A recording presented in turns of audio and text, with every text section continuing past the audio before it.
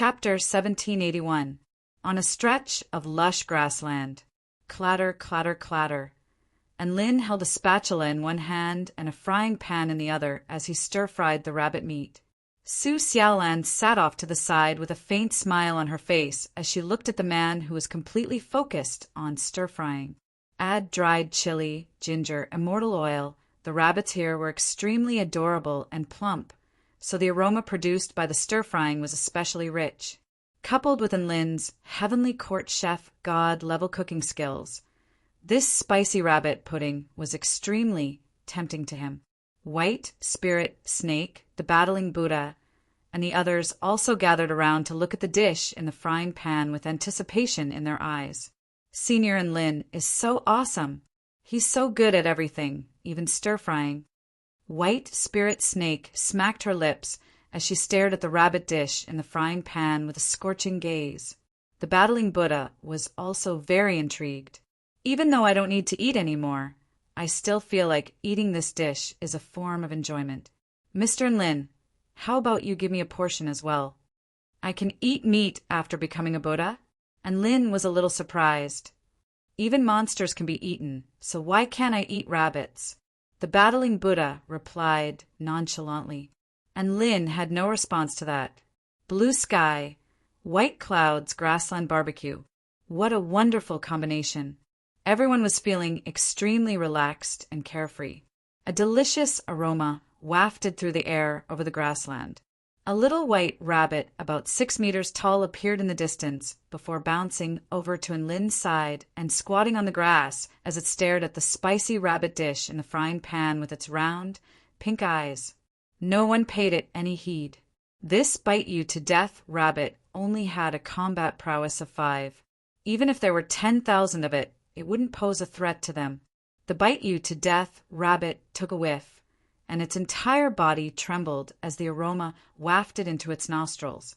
And Lin couldn't bear to see this. I'm sorry, I couldn't help myself when I saw these adorable rabbits. You don't have any siblings among them, right? The bite-you-to-death rabbit shook its head. I don't have any siblings. And Lin breathed a sigh of relief. This way, even if he fried the same species as the rabbit, it probably wouldn't collapse too much. And Lin continued to stir-fry. His dish was about to be completed.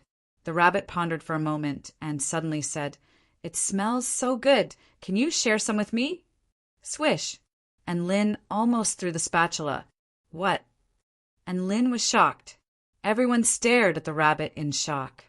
I said, The rabbit meat you fried is very delicious. Can I have some? Bite you to death, rabbit repeated. You're also a rabbit.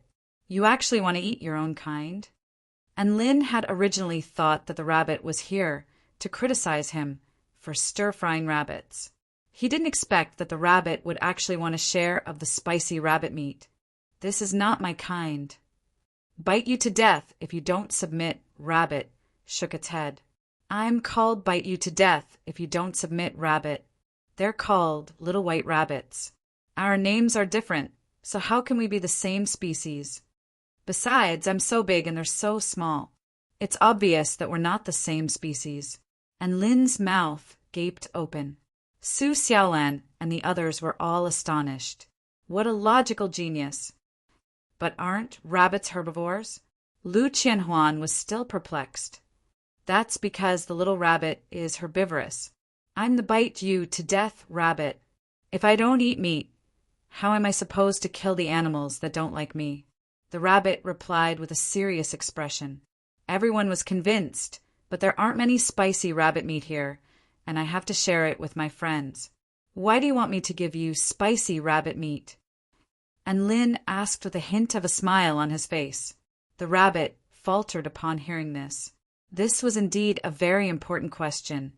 Unless you tell me where the treasures are hidden in this small world. And Lin smiled before adding, We won't take your treasures. We'll just take a look, Su Xiaolan. However, the rabbit shook its head. There are no treasures in this small world as there isn't enough spiritual energy in this world.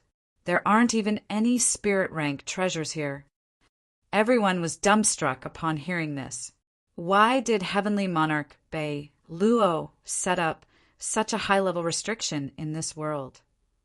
Everyone thought that this was an extremely high-level set of ruins, and Lin used his divine sense to detect the rabbit's true emotions. So he knew that it wasn't lying. There really weren't any treasures in this small world. Then, what do you have to exchange for this delicious rabbit meat? And Lin didn't give up. He looked up at the rabbit with his holy flame. The rabbit paused for a moment before replying. This small world was used by heavenly monarch Bei Luo to imprison a powerful enemy of the spirit tribe. I can take you to see her. She's very beautiful with fair skin, long legs, large breasts, and a pretty face. You should like her. Can I exchange her for rabbit meat?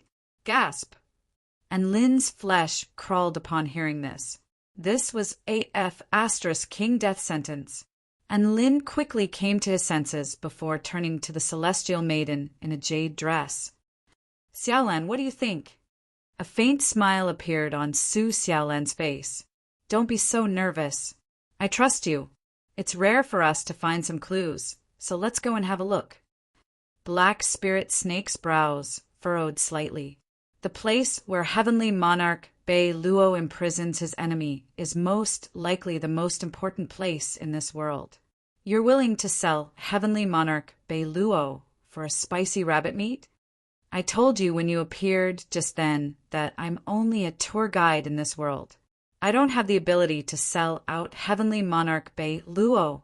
The rabbit chuckled coldly. I wanted to beat you up because you were talking about robbing me in such a righteous manner. However, I've thought things through now. There's nothing good in this world anyway, so you can do whatever you want with it. And Lin didn't give in.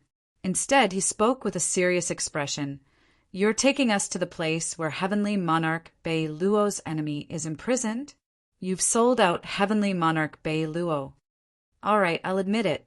I've been guarding this small world for tens of thousands of years, so what's wrong with selling out heavenly monarch Bei Luo just once? The rabbit spoke with a resentful expression. He said that he would come back to see me once every 1,000 years at most. But it's already been the 36,000 years, and he still hasn't come back. He's betrayed me so many times. So why can't I betray him just once? The battling Buddha was dumbstruck. What the hell are you talking about? In any case, the deal was happily concluded. Bite you to death, rabbit, and the others enjoyed the spicy rabbit meat together with Lin and the others. The rabbit was in tears as it ate the delicious food, and it bluntly stated that everything it had eaten in the past was *T, and it was Lin who had given it a new meaning to live. After everyone enjoyed the spicy rabbit meat, the rabbit skipped ahead of Lin and the others to find the enemy imprisoned by heavenly monarch Bei Luo. Everyone passed through the forest. The little rabbit bounced about, causing the ground to tremble. Finally, it jumped into the void ahead, stirring up a wave of ripples before disappearing without a trace. And Lin's expression shifted. So there's an enchantment spell formation here. It looks like it's a very high-level enchantment spell formation. I didn't even notice it with my consciousness, even though he had only taken a cursory glance at it at the time. That was enough to show just how extraordinary this enchantment spell formation was. And Lin began to walk into the spell formation, and a burst of ripples surged forth, as if he had sunk into the water. The scenery around him then began to change, and he arrived at a beautiful valley. There was a waterfall hanging in the distance. There was a lake that was as clear as a mirror. There was also an extremely intricate-looking little house that had been constructed beside a mountain. The rabbit pointed at the house with a paw. That beautiful woman is in there. And Lin followed along with a peculiar expression. Chapter 1782. And Lin surreptitiously unleashed his divine sense to survey his surroundings. His targeted divine sense finally discovered that this place was different. There was an extremely fearsome formation here. Not only was this formation set up based on the terrain, but it was also an earth-shattering formation that had been set up based on the entire heaven and earth. This beautiful place was the core of this world, as well as the core of the formation. all of its power was being used to repress a certain power within the formation, and that power was located in the little house beside the rabbit. Most importantly, and Lin's divine sense swept over the little house and discovered the energy that had been repressed. However, he didn't discover any life forms, which was very strange. And Lin and Su Xiaolan were a little cautious, but they were also a little curious as they made their way toward the little house. "Are you sure that one of Heavenly Monarch Bei Luo's enemies is in this little house?" And Lin asked. He was quite interested in this so-called spirit tribe. If he was not mistaken, Heavenly Monarch Bei Luo's tribe was not in the Tai Chu continent. Instead, it was in a world outside of the Tai Chu continent. "That's right, she's in this room." The rabbit nodded before shrinking down to the height of an adult human. It opened the door and skipped into the room. Everyone followed along with curiosity. The interior of the room was decorated in a quaint yet elegant manner. There were wind chimes ringing outside the window, and there was an unfinished landscape painting on the table. And Lin looked around at the empty room with a perplexed expression. "Where is she?" "Don't worry, she's here." The little white rabbit hopped over to the dressing table, picked up a white energy bead, and swallowed it in one gulp. And Lin faltered momentarily. He suddenly discovered that this energy bead seemed to be the source of the repressed energy. A white light then erupted from the little white rabbit. The blinding white light caused everyone's vision to falter for a split second. Regardless of whether it was Lu Qianhuan or Black Spirit Snake or the Battling Buddha, both of them were given a fright by this blinding light, and they all pulled out their weapons. However, Enlin instantly switched over to his consciousness form and was greeted by an astonishing sight. The little white rabbit shone brightly, and its body began to elongate, revealing its exquisite and perfect body. Her white and tender skin seemed to be able to squeeze water out of it. Her slender and well-proportioned thighs were tightly pressed against the ground, and her delicate toes were lightly tapping on the ground. Her plump and perky breasts were as moist as cherries, extremely alluring, and Lin was stunned. But soon, a white dress covered her body. When the light dissipated, everyone finally regained their vision, and they were dumbfounded. An extremely beautiful woman appeared in front of them. Her white dress accentuated her slender waist, impressive breasts, curvy buttocks, and long legs. Her jet-black hair cascaded down to her waist, and there was a red mole at the side of her peach-colored eyes.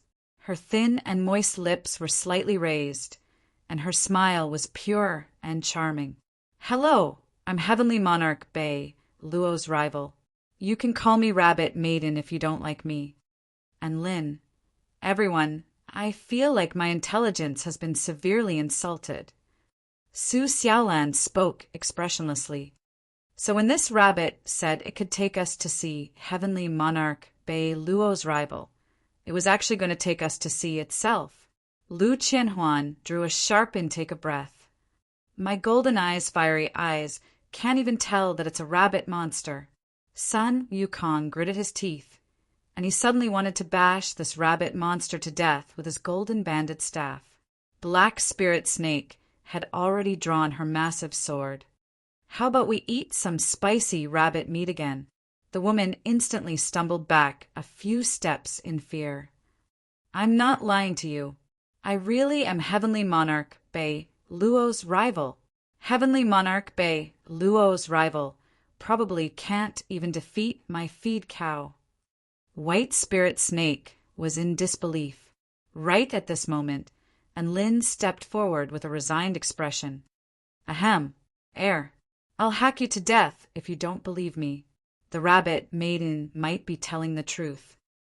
And Lin's words were undoubtedly very convincing, and everyone's desire to eat another spicy rabbit pudding immediately faded as they turned to look at Lin with confusion in their eyes.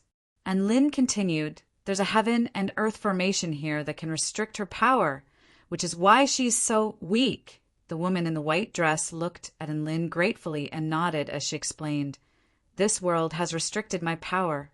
In this place, I can only entrust my power to the bead and become a semi-free rabbit to play in other places. That's a good move, Lu Qianhuan exclaimed.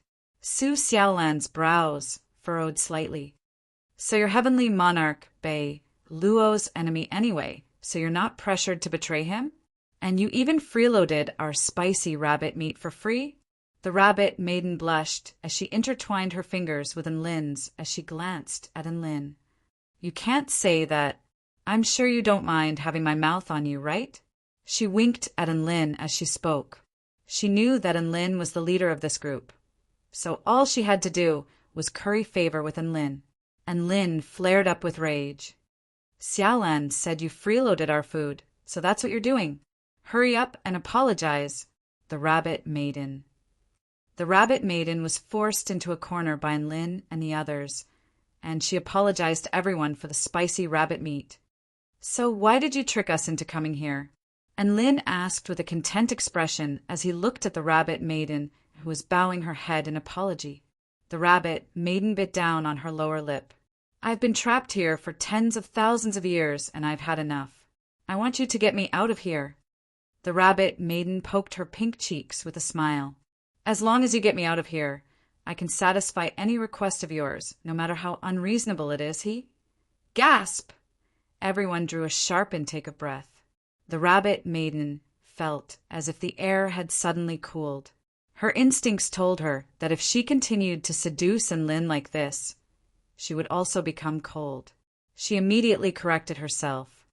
Of course, I'm only a performer, not a prostitute.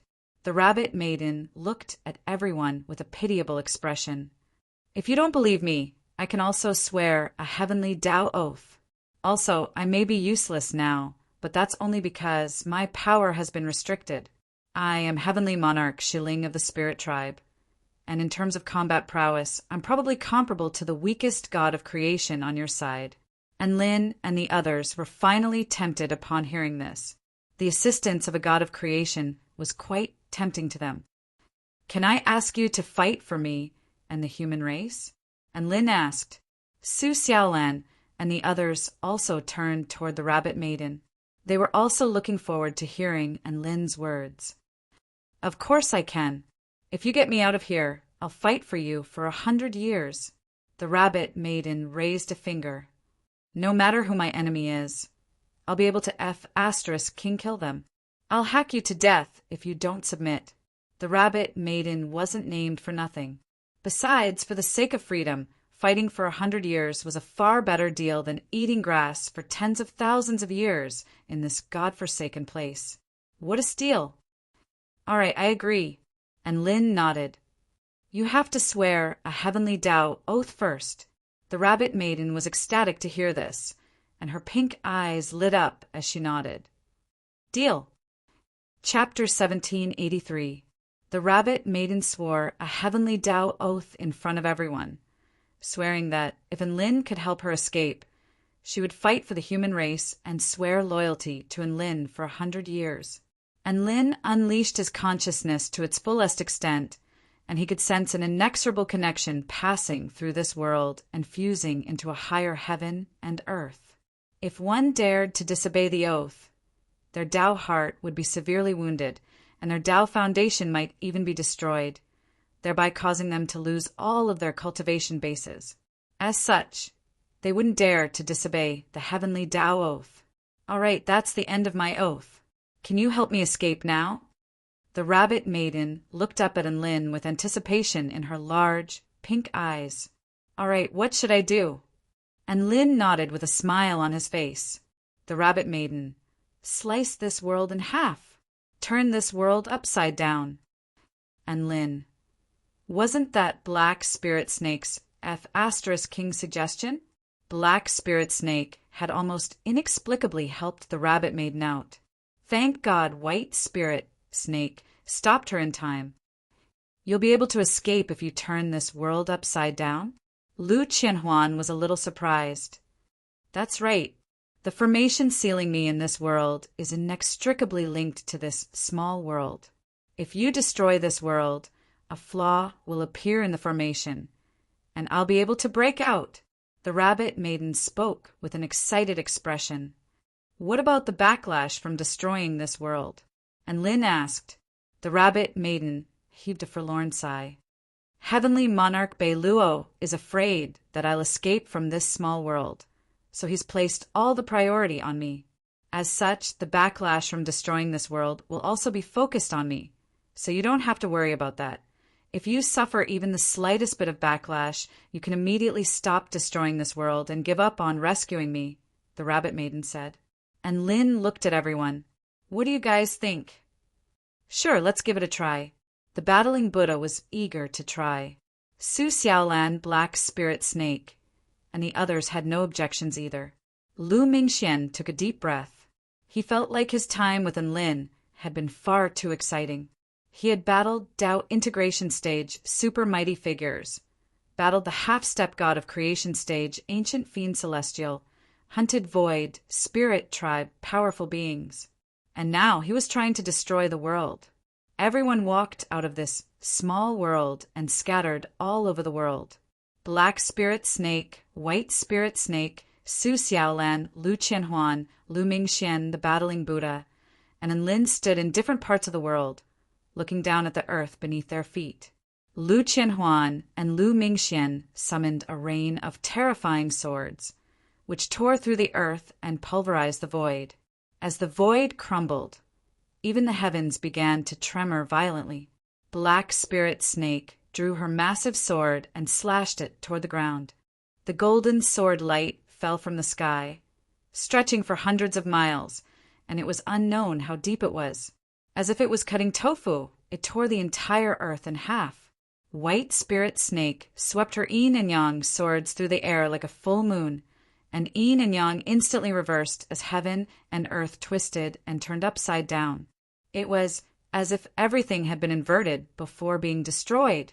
The battling Buddha extended his golden-banded staff to a length of over 1,000,000 feet, and he stirred heaven and earth with all his might. A gentle sweep of his staff could flatten over 1,000 hills, and a ferocious jab into the ground would create a bottomless pit, triggering an apocalyptic earthquake. Su Xiaolan's sword fell like a vermilion bird, incinerating heaven and earth. And Lin was also using fire with her. And Lin had unleashed all 7 of his holy flames, using heaven and earth as his furnace to incinerate everything within heaven and earth. The flames were so terrifying that they were about to blow up the furnace that was heaven and earth. The destructive energy quickly swept through every corner of the world. The earth was cracking and crumbling, and the heavens were weeping blood. Extremely terrifying power of this world surged toward a certain place in a frenzy. The Rabbit Maiden stood at the center of the storm, and her white dress billowed in the wind, revealing a pair of snowy white legs. Upon closer inspection, one would be able to see a series of crimson lines appearing on her legs, and they were becoming more and more obvious. She silently put on a pink rabbit mask, from which blood seeped from the edges of the mask and flowed down her chin, down her slender neck, and even stained her curvaceous body. Ha ha ha. I've finally succeeded. The Rabbit Maiden spread open her arms, and countless crimson lines quickly spread outward with her at the center. They were like a spider's web, and they soon covered the entire valley before striking an invisible barrier. It was as if they had encountered some kind of bottleneck, and they were unable to advance any further. Core suppression formation. Break for me! The Rabbit Maiden let loose a clear cry as energy erupted from her body. An extremely sharp light burst forth from the crimson line, threatening to pierce through all things and break through all things. Nothing could stand in its way. Kacha! Bam! The transparent barrier was shattered. Enormous power surged into the Rabbit Maiden's body like a vortex in the air above the small world. And Lin was just incinerating space when he suddenly heard a gentle female voice. All right, I've succeeded. And Lin immediately withdrew his divine technique upon hearing this before flying toward the Rabbit Maiden. Su Xiaolan, Black Spirit Snake, and the others also stopped destroying the world and flew toward the forest. Soon, they were greeted by the sight of a smiling woman who had removed her mask. You don't look like you've changed much. Su Xiaolan's eyes shimmered. I'm clearly a lot cuter. The rabbit maiden pursed her lips into a smile. Can't you see my ears? The woman's pristine, white, furry ears trembled slightly. Oh! Everyone let loose cries of surprise. The rabbit maiden turned around and wiggled her little pink fur ball. Look, I have a beautiful tail. Oh! Everyone let loose cries of surprise again. The battling Buddha gripped his staff tightly with excitement in his eyes. However, Lin could tell from his powerful consciousness that not only had the rabbit maiden changed her appearance, there was a power within the rabbit maiden's body that struck fear into even his heart. The rabbit maiden clasped her hands together and bowed deeply to everyone. Thank you for your help, everyone. I'll never forget what you've done for me. And Lin's lips twitched. I think it's better for you to call me Heavenly Monarch, Shiling, otherwise I'll always feel like you're from the Black Serpent Society. All right, I'll be whatever you say, Big Brother Lin. The rabbit maiden turned to Lin with a sweet smile. Oh, then I'll call you Little Rabbit from now on. Little Rabbit, sounds good. And Lin's eyes lit up with excitement. Everyone. The rabbit maiden drew a sharp intake of breath. Didn't you say it would be easier to call me Heavenly Monarch Shiling? Little Rabbit is easier to call. And Lin replied, You just said you'd be whatever I say. The rabbit maiden's flesh crawled upon hearing this. Can't you tell that he's trying to be a compliment? The woman forced a smile onto her face and nodded in a gentle voice. Little Rabbit sounds pretty good too. Then I'll call you Little Rabbit from now on. Lu Qianhuan sighed with emotion. From a rabbit that would bite you to death to a rabbit, it's such a heart-wrenching transformation. It's not a heart-wrenching transformation. And Lin interjected. The rabbit maiden was gritting her teeth with a wide smile. Chapter 1784. The rabbit maiden forced herself to calm down before a gentle smile appeared on her face. Big Brother Lin, this world has become unstable. Let's get out of here as soon as possible. All right. And Lin nodded. Sun Wukong was a little disappointed. Are there really no other treasures in this world? He had guarded these ruins for over a dozen days, but there was nothing left? Sun Wukong was so shocked by the reality that he started to doubt his monkey life. Isn't the greatest treasure me? The rabbit maiden skipped over to Sun Wukong as an extremely sweet smile appeared on her face. Are you still not satisfied with a treasure like me? If any other living being were in her shoes, they would probably have been completely bewitched by her adorable appearance. Sun Wukong gripped the golden-banded staff tightly before heaving a forlorn sigh. The treasure isn't mine, it's Lin's, and Lin replied with a serious expression. No, Little Rabbit is the treasure of the entire human race and even the entire Tai Chu continent. It doesn't belong to me.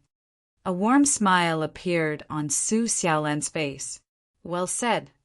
Little Rabbit scratched her ears with a perplexed expression.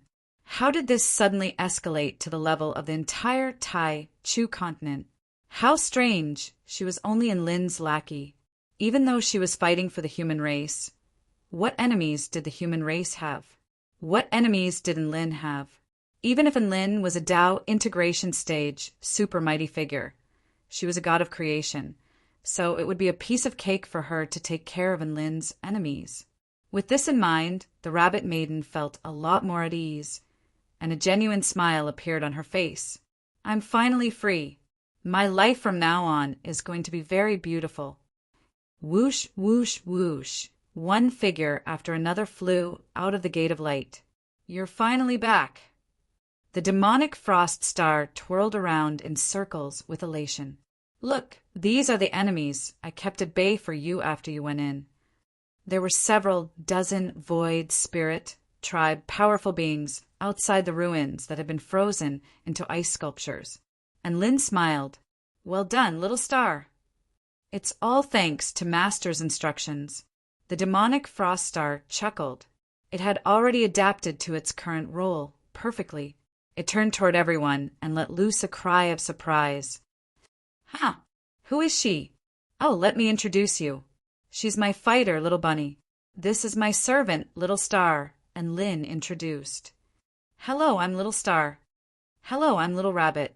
The demonic frost star and heavenly monarch Shi Ling looked at each other with tears in their eyes. It was a very touching scene. In fact, and Lin could even see an expression of sympathy on their faces. Wait, is there something wrong? Little Star, what was your previous name? It is called the demonic frost star. Good name. Little Bunny, what was your previous name? Heavenly King Shi Ling, domineering. Good name. For some reason, the demonic frost star and the rabbit maiden soon became quite animated, and Lin was very pleased to see this. They were able to converse without any awkwardness because of their names, which proved that the names he had come up with were quite useful. During the next few days, and Lin and the others continued to hunt down Void Spirit Tribe powerful beings. Due to the addition of the Battling Buddha and the Rabbit Maiden, their lineup had become even more fearsome. In particular, the Rabbit Maiden was trying to show off her abilities. In order to showcase her abilities, she even killed a Soul Formation Stage enemy from over 1,500 kilometers away with a single spit, thereby allowing Lin to witness just how terrifying the power of the weakest god of Creation Stage cultivators could be. After 5 days of continuous hunting, they had slain 3 returned to Void Stage mighty figures, several dozen Soul Formation Stage powerful beings, and countless Void Spirit Tribe powerful beings below the Soul Formation Stage. However, they didn't encounter even a single Dao Integration Stage super mighty figure. Perhaps they had received some information in advance, so they had all fled. And Lin didn't mind. He had already reaped a bountiful harvest during this trip to the spirit realm. In contrast, the Void Spirit Tribe had lost close to half of their top-notch combat power, so they probably wouldn't dare to do anything in the near future. The exit to the spirit realm of the Divine Lake Realm was a purple vortex. The Rabbit Maiden took a disappointed glance at the spirit realm behind her before following behind Lin and the others and quickly disappearing into the vortex. Above the frozen lake, a few powerful figures descended upon the lake. All of the spirit beasts stationed here let loose cries of elation. Look, Empress White Spirit Snake and Black Spirit Snake are back. The Battling Buddha and Lin and the Divine Phoenix Maiden have also returned safely. My God, even Lu Qianhuan and sect leader Lu Mingxian are back. All of the spirit beasts let loose cries of surprise, but most of them were joyful congratulations. Wow, is this the Tai Chu continent? The beautiful woman with rabbit ears and rabbit tail opened her bright pink eyes and looked around curiously. She took a deep breath and sighed. As expected of the main continent, the spiritual aura is so abundant, and Lin only came to his senses now. She wasn't a living being from this continent. He wanted to meet Heavenly Monarch Bei Luo because he wanted to learn more about the world outside of the Tai Chu continent. Now he had a chance to ask her. Black Spirit Snake and White Spirit Snake bade farewell to Lin and the others. They had to report the results of their mission to Nuwa. The Battling Buddha also bade farewell to everyone before departing on a cloud. Lu Mingxian made his way over to Lin with an awkward and apologetic expression on his face. Sect leader Lin, it's about time for me to go back. Thank you again for your help. As for what happened in the past, all right, that's enough. And Lin interjected with a smile, we're comrades now, and we have a common enemy. There's no need to stand on ceremony when it comes to helping each other. Lu Mingxian faltered slightly before a rare smile appeared on his face, and he nodded. All right, I'll be taking my leave now. He extended a salute toward Lin before turning to the beautiful woman beside him with a gentle expression. Huan, I take back what I said. It's great that you're able to stay at the 4-9 Immortal Sect. A vibrant smile appeared on Lu Qianhuan's face.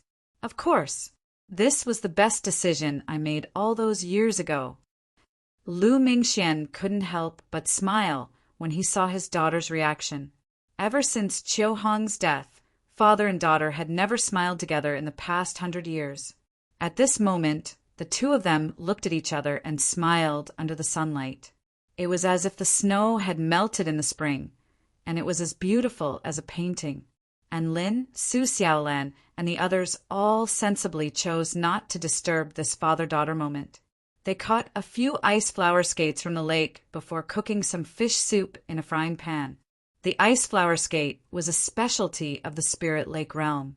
Its meat was tender and succulent, and it was extremely delicious. The rabbit maiden stared at the fish in the frying pan, and she rubbed her little hands together as she drooled. If the heavenly Tao oath was the objective reason why she stayed by Enlin's side, then Enlin's lethal cooking was the subjective reason why she stayed by Enlin's side. The fish soup wasn't ready yet. Lu Qianhuan was already making her way over from afar. She could tell that Lu Mingxian had already left. Lu Qianhuan looked at Enlin and Su Xiaolan, who were happily cooking soup together, and her expression was a little dazed.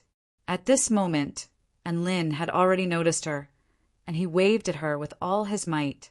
"Come over here. I saved a portion for you. This fish smells so good." A vibrant smile appeared on Lu Qianhuan's face as she looked at the man with clear eyes. "All right, I'm coming.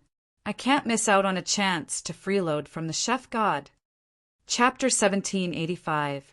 Enlin, Su Xiaolan, Lu Qianhuan, and the rabbit maiden enjoyed the delicious ice flower skates before tearing open a spatial rift and returning to the 4-9 immortal sect.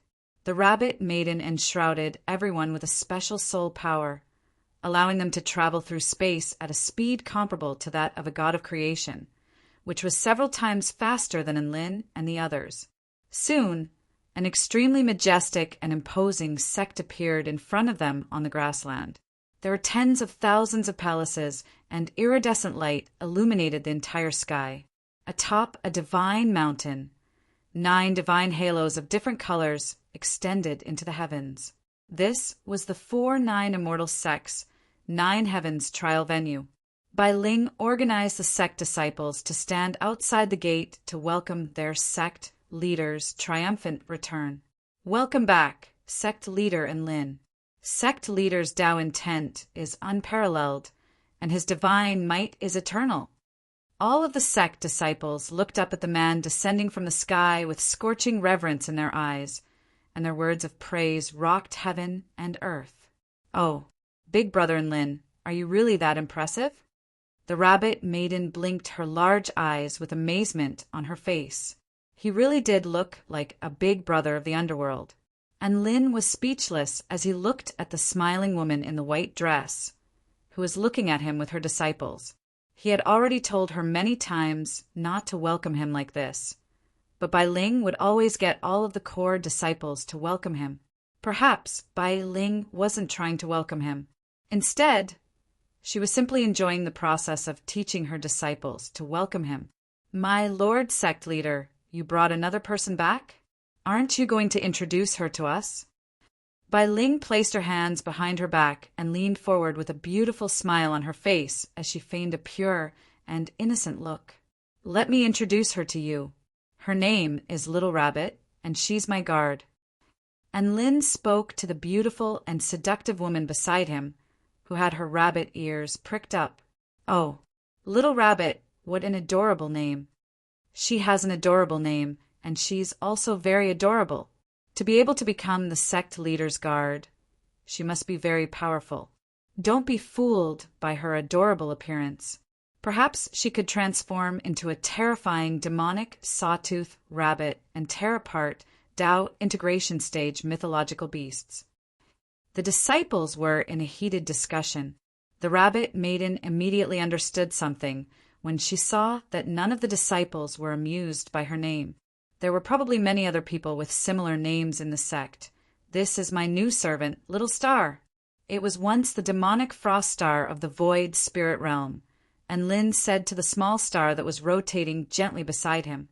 The demonic frost star was currently the size of a basketball, and Lin didn't like how big it was, so he forcibly transformed it into this form. As soon as he said that, all the disciples exclaimed in surprise again. The demonic frost star was a vastly renowned being on the Tai Chu continent, and it had once been a powerful enemy of the Kingdom of the 9 States United Army. Who would have thought that their sect leader would be able to turn such a terrifying enemy into a servant after just one trip to the spirit realm? How terrifying! The disciples looked at Enlin with even more fervent and reverence. Enlin took the Rabbit Maiden and Little Star on another tour of the 4-9 Immortal Sect, where they also met the higher-ups of the 4-9 Immortal Sect, as well as all of his beast pets and servants. Within a conference room that was decorated in an ancient style, the Rabbit Maiden sat obediently off to the side, and her pink eyes blinked as she surveyed everyone with curiosity. She discovered that everyone was very strange. There were all types of beings here, and all of them were very memorable. There was an extremely ugly monkey, a beautiful white fox, a handsome young master, a cold and aloof snow maiden, a sword cultivator with dark circles around his eyes, a super adorable little ball, a little flower, a little butterfly. All of these beings and all of these races were like a fantastical and bizarre group.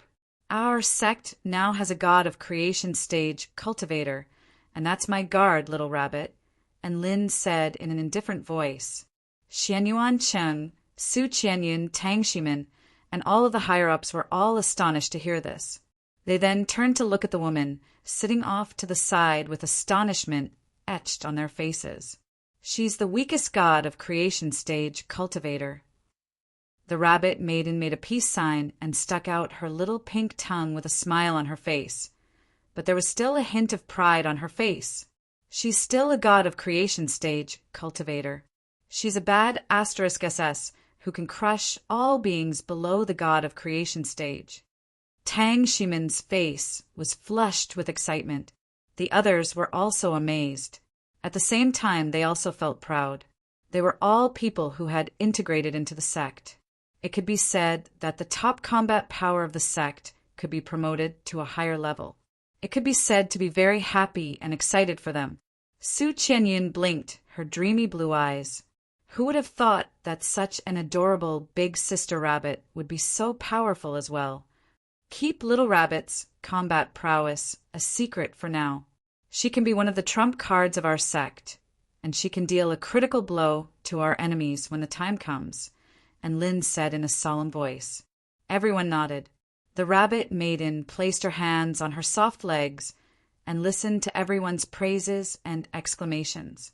Her ears twitched lightly with a smug and proud expression. She was already one of the most powerful beings in the sect, so she wouldn't even need to participate in normal battles. Perhaps she wouldn't even need to do anything to protect Enlin for 100 years. Everyone was still discussing spiritedly among themselves, and the conference was quite lively. This was also the style of sect conferences. Haha! I'm really looking forward to seeing the heavenly human tribe suffer a crushing defeat at our hands. It's going to be so exhilarating. Tobias's eyes were burning with battle intent. I wonder who's more powerful between a god of creation and a heavenly god. Shangguan mused. There's no doubt that Little Rabbit is more powerful. Flapping his little wings, Little Tian declared proudly, Master's guards are naturally invincible and invincible. Apparently, Little Rabbit is a powerful being from another realm. I wonder if a god of creation stage, powerful being from another realm, would suffer backlash from the heavenly Tao if they were to attack the heavenly human tribe. Bai Ling was still a little concerned.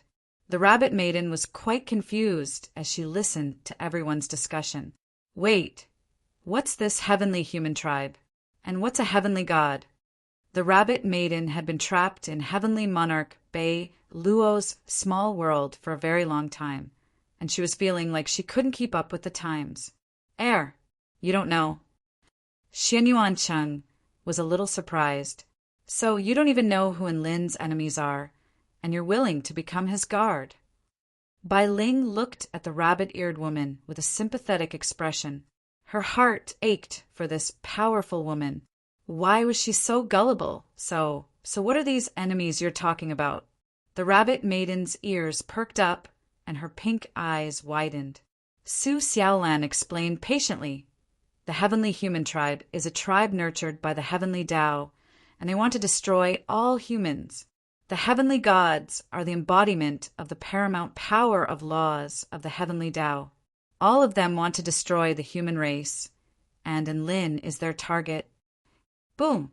The hair on the rabbit maiden's body stood on end. Her pupils dilated momentarily before coming back to focus, and she stared blankly at Enlin. So, your enemies are actually the heavens? We're going to fight the heavens. And Lin nodded in an honest manner. Holy F *CK. The rabbit maiden's body swayed slightly, and she took a deep breath before clasping a hand to her chest. What the F *CK have I done? Chapter 1786. Why didn't you say so earlier? The rabbit maiden was on the brink of a mental breakdown, and Lin splayed his hands open. You didn't ask. The rabbit maiden had a mental breakdown, and she really wanted to slap herself a few times. How could she survive after going against the heavens? She did have freedom, but she could very well lose her life. I just want to ask, can we defeat those heavenly human tribe and heavenly gods? The rabbit maiden asked with an uneasy expression. Of course we can. And Lin waved a hand through the air. With your power, you can kill spirit refining stage, arcane body stage, soul piercing stage, and heaven pioneer stage, heavenly humans at will. Even divine heaven stage, heavenly human tribe cultivators can pose a threat to you if they unleash their full power. As for the heavenly gods, the powers of the heavenly gods are severely restricted on the Tai Chu continent. With your power, you should be able to handle normal heavenly gods. The biggest threat to you is the paramount heavenly gods. No one knows how powerful they are. The pride on the rabbit maiden's face disappeared upon hearing Enlin's words. Instead, a bitter expression appeared on her face as she mourned for her own fate. Don't be too pessimistic. Our sect leader is also very powerful. Many heavenly human tribe, heavenly gods, and heavenly gods have died at his hands. Lu Qianhuan offered words of consolation. The rabbit maiden's ears perked up. Really? A thoughtful expression appeared on Enlin's face. The heavenly gods that have died at my hands include the heavenly wind god, heavenly lightning god, heavenly goddess Linyu, heavenly mountain god, heavenly metal god, heavenly goddess Wu Ming, heavenly reality god, and heavenly illusion god. That's about it. The rabbit maiden and the others couldn't help but draw a sharp intake of breath as soon as they heard the words. Before they knew it, Enlin had already killed so many heavenly gods. The rabbit maiden stared at Enlin with shock and astonishment, clearly not expecting Enlin to be so capable. Was she overestimating the heavenly gods? Or was Enlin just too powerful? In any case, the rabbit maiden's concern had subsided slightly. That's right, little rabbit, who had been mysteriously drawn into a battle with a heavenly god, had already accepted this cruel reality. The meeting was over, and Lin and Little Rabbit arrived at the peak of Full Moon Mountain and looked down at the magnificent sect. Here, one could see the vast Dragon Phoenix Lake, the sparring grounds where dazzling spells would erupt from time to time, and the pavilions that were scattered all over the place. The blue sky, the white clouds, the grassland, and the ethereal and lively sect seemed to have merged into one. The rabbit maiden sat on the edge of the cliff and swung her long, well-proportioned legs with a contented expression. Phew, it's actually quite nice to live here for 100 years. Actually, you can always stay here. And Lin smiled. The rabbit maiden rolled her eyes. You're overthinking things. I'm definitely going to leave in 100 years. The heavenly human tribe and the heavenly gods are so dangerous. My life is more important. This battle won't last for 100 years. And Lin sighed softly. Looking at the clear sky and feeling the peaceful atmosphere, he said softly, I have a feeling that very soon, this battle will end. Sigh. Who would have thought that the 4 heavenly monarchs of the spirit tribe would have to battle the heavens one day? The rabbit maiden clasped her hands behind her head and lay down on a rock behind her. She looked up into the sky, and her white dress clung tightly to her body, inadvertently revealing her voluptuous and sexy figure. So, heavenly monarch Xiling, can you tell me what it's like outside of the Tai Chu continent? What's the deal with the spirit tribe outside of the Tai Chu continent? And Lin asked. The rabbit maiden shot a glance at Lin. You asked me out just to ask this question. What else? And Lin turned to look at the rabbit maiden lying beside him. The woman was completely defenseless. Her slightly bulging breasts, her slender waist, her casually bent and crossed long legs, and her bare toes were still swaying casually. Under the sunlight, they shone with a crystal-like luster. Everything was so harmonious and wonderful, and Lin was completely unable to tell that she was a spirit body. Instead, she looked more like a life form that had been fused with her consciousness and body. And Lin had felt the rabbit maiden's hand before, and it was soft and warm. Furthermore, it was a lot smoother than the average human's hand. Apparently, this was due to the fact that after attaining phenomenal success in soul cultivation, one's life force could be combined into one, thereby allowing one to switch between an ethereal and a physical body. According to our customs, we can't tell you about this. However, I can tell you in secret as long as you promise to keep it a secret. The rabbit maiden smiled, and Lin listened with rapt attention. The rabbit maiden continued in a slow voice. Outside of the Tai Chu continent is a boundless realm of stars. You're very curious about the outside world of the Tai Chu continent, but living beings outside of the realm of stars are even more curious about the Tai Chu continent. Why do you say that? And Lin was perplexed. The rabbit maiden replied, because the Tai Chu continent is the center of the realm of stars. It is the most powerful and prosperous place in the entire realm of stars, with countless races and powerful beings, and Lin was astonished. Was the Tai Chu continent that bad *SS? I only know that in order to protect the Tai Chu continent, Pangu set up a paramount restriction on the outermost perimeter of the Tai Chu continent, which prevents almost all living beings from entering or exiting the continent. And Lin replied, Protect the Tai Chu continent? The rabbit maiden chuckled. It's actually the other way around. It's to protect all living beings in the realm of stars outside of the Tai Chu continent. Any Tao integration stage being from the Tai Chu continent could bring disaster to all of the other planets. Look at you. You're just one of the 4 heavenly monarchs of the spirit tribe, but you're already so powerful. And Lin stared at the rabbit maiden with incredulity etched on his face. The rabbit maiden pointed at herself with a beautiful finger. Me. Do you know who I am? You're my little rabbit, and Lin replied. The rabbit maiden. Then I'll still be your little rabbit for 100 years. The rabbit maiden was enraged. Wait, why did I say that? The rabbit-eared girl came to a realization and glared at the innocent and Lin. The spirit tribe is one of the 3 most powerful tribes in the entire realm of stars. I am one of the 4 most powerful beings in the spirit tribe, heavenly monarch Xiling. The rabbit maiden continued. It could be said that I'm already standing at the pinnacle of this realm of stars. And Lin was astonished. So this adorable rabbit before him was this powerful? The rabbit maiden's ears fell limply onto the rock. But I can't defeat Nuwa of the Tai Chu continent, Patriarch Zhu Yin of the Tai Chu continent, Tao Lord Luya, the heavenly lord of Tao and virtue, the heavenly lord of numinous treasure, the blood patriarch. And of course, I can't defeat the heavenly lord of primordial beginning, Pangu. I can't even defeat the spirit patriarch, who's the worst at fighting. And Lin was a little distressed.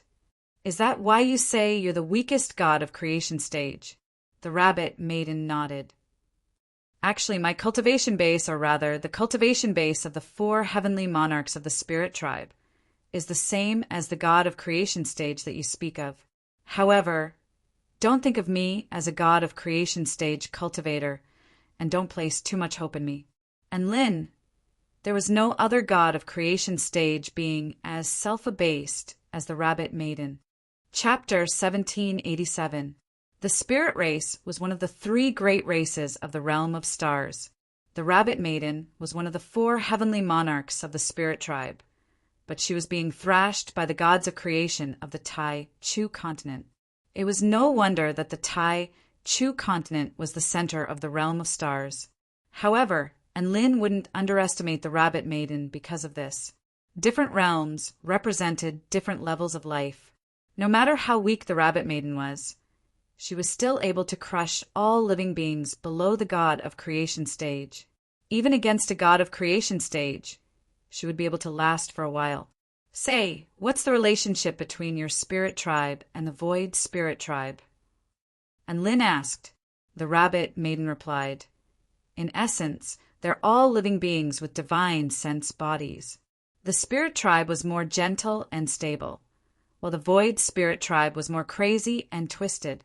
The spirit patriarch did a lot of research, and one of the most important aspects of this research was to improve this flaw of the void spirit tribe. However, it was quite clear that he had failed. The astrals are more stable, and Lin was deep in thought. He reached out and gently rubbed the rabbit ears of the woman beside him. They were soft and furry, and they felt good to the touch. He suddenly felt his rabbit ears stiffen slightly before the Rabbit Maiden glared at him with an enraged expression. My ears are very sensitive, so please remove your perverted hands. Thank you.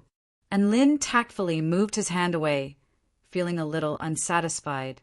As expected, the spirit tribe was a lot more gentle than the void spirit tribe. If he tried to do this to a void spirit tribe being, they would definitely pounce at him with no regard for their own safety. I've roughly understood the relationship between the Tai Chu continent and the realm of stars outside of the Tai Chu continent now.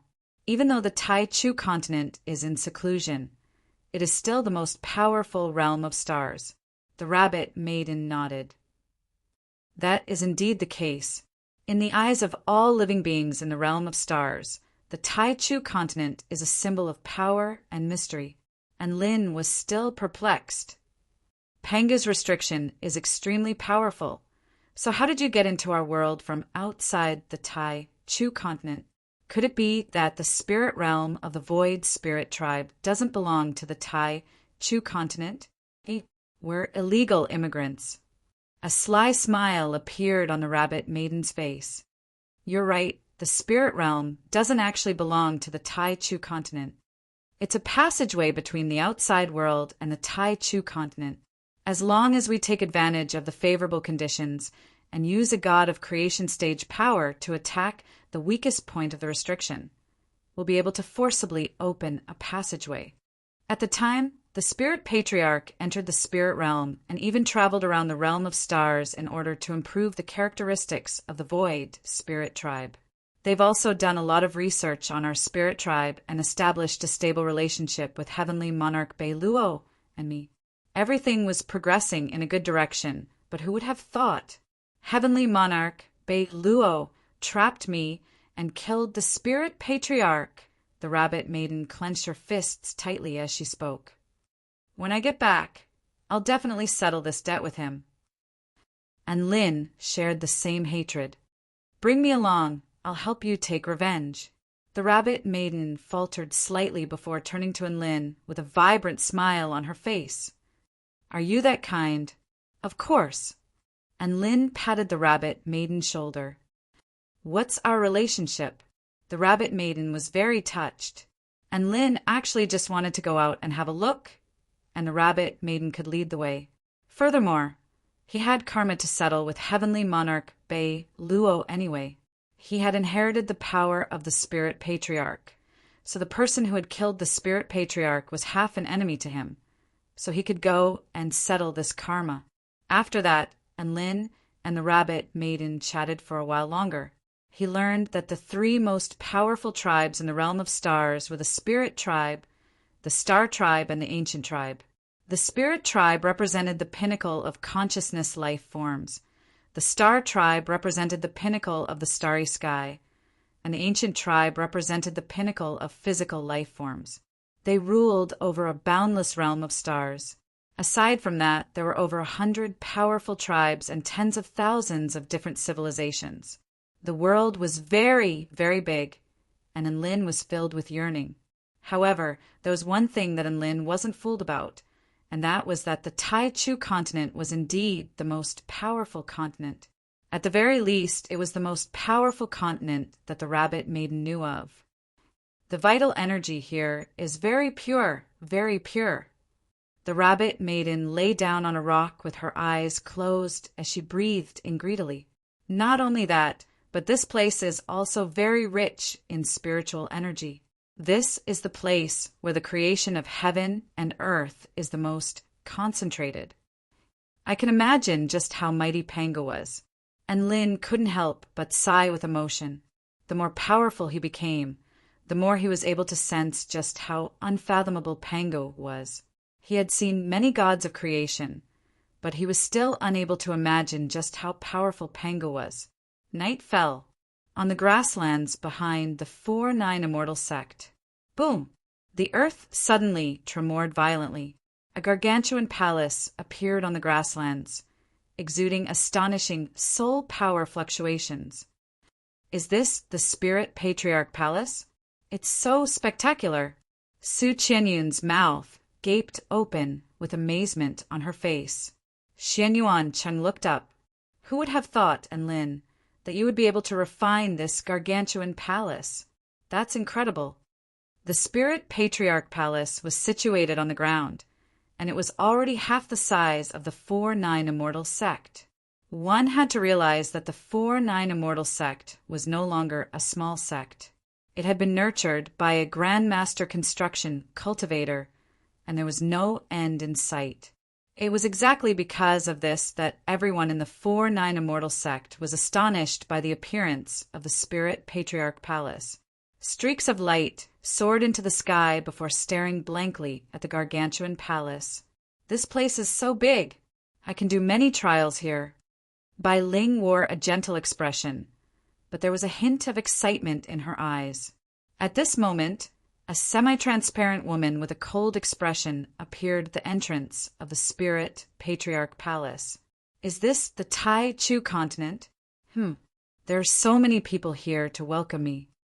The Spirit Maiden looked at the higher-ups of the 4-9 Immortal sect, as well as the spectating disciples, and a warm smile appeared on her face.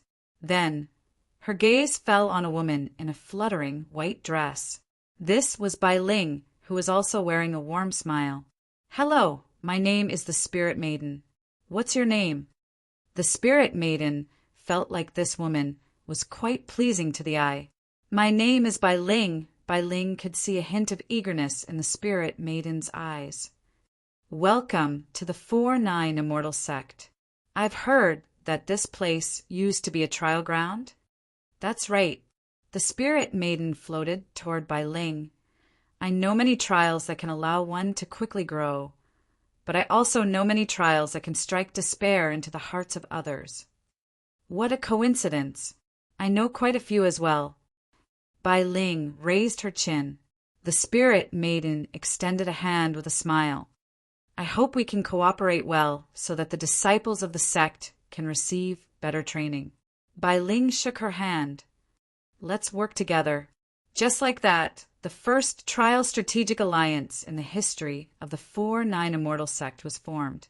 All of the spectating disciples felt like their legs had turned to jelly, and some of them were even on the verge of tears. Mommy, why did she have to let them see this? It was too terrifying. Chapter 1788.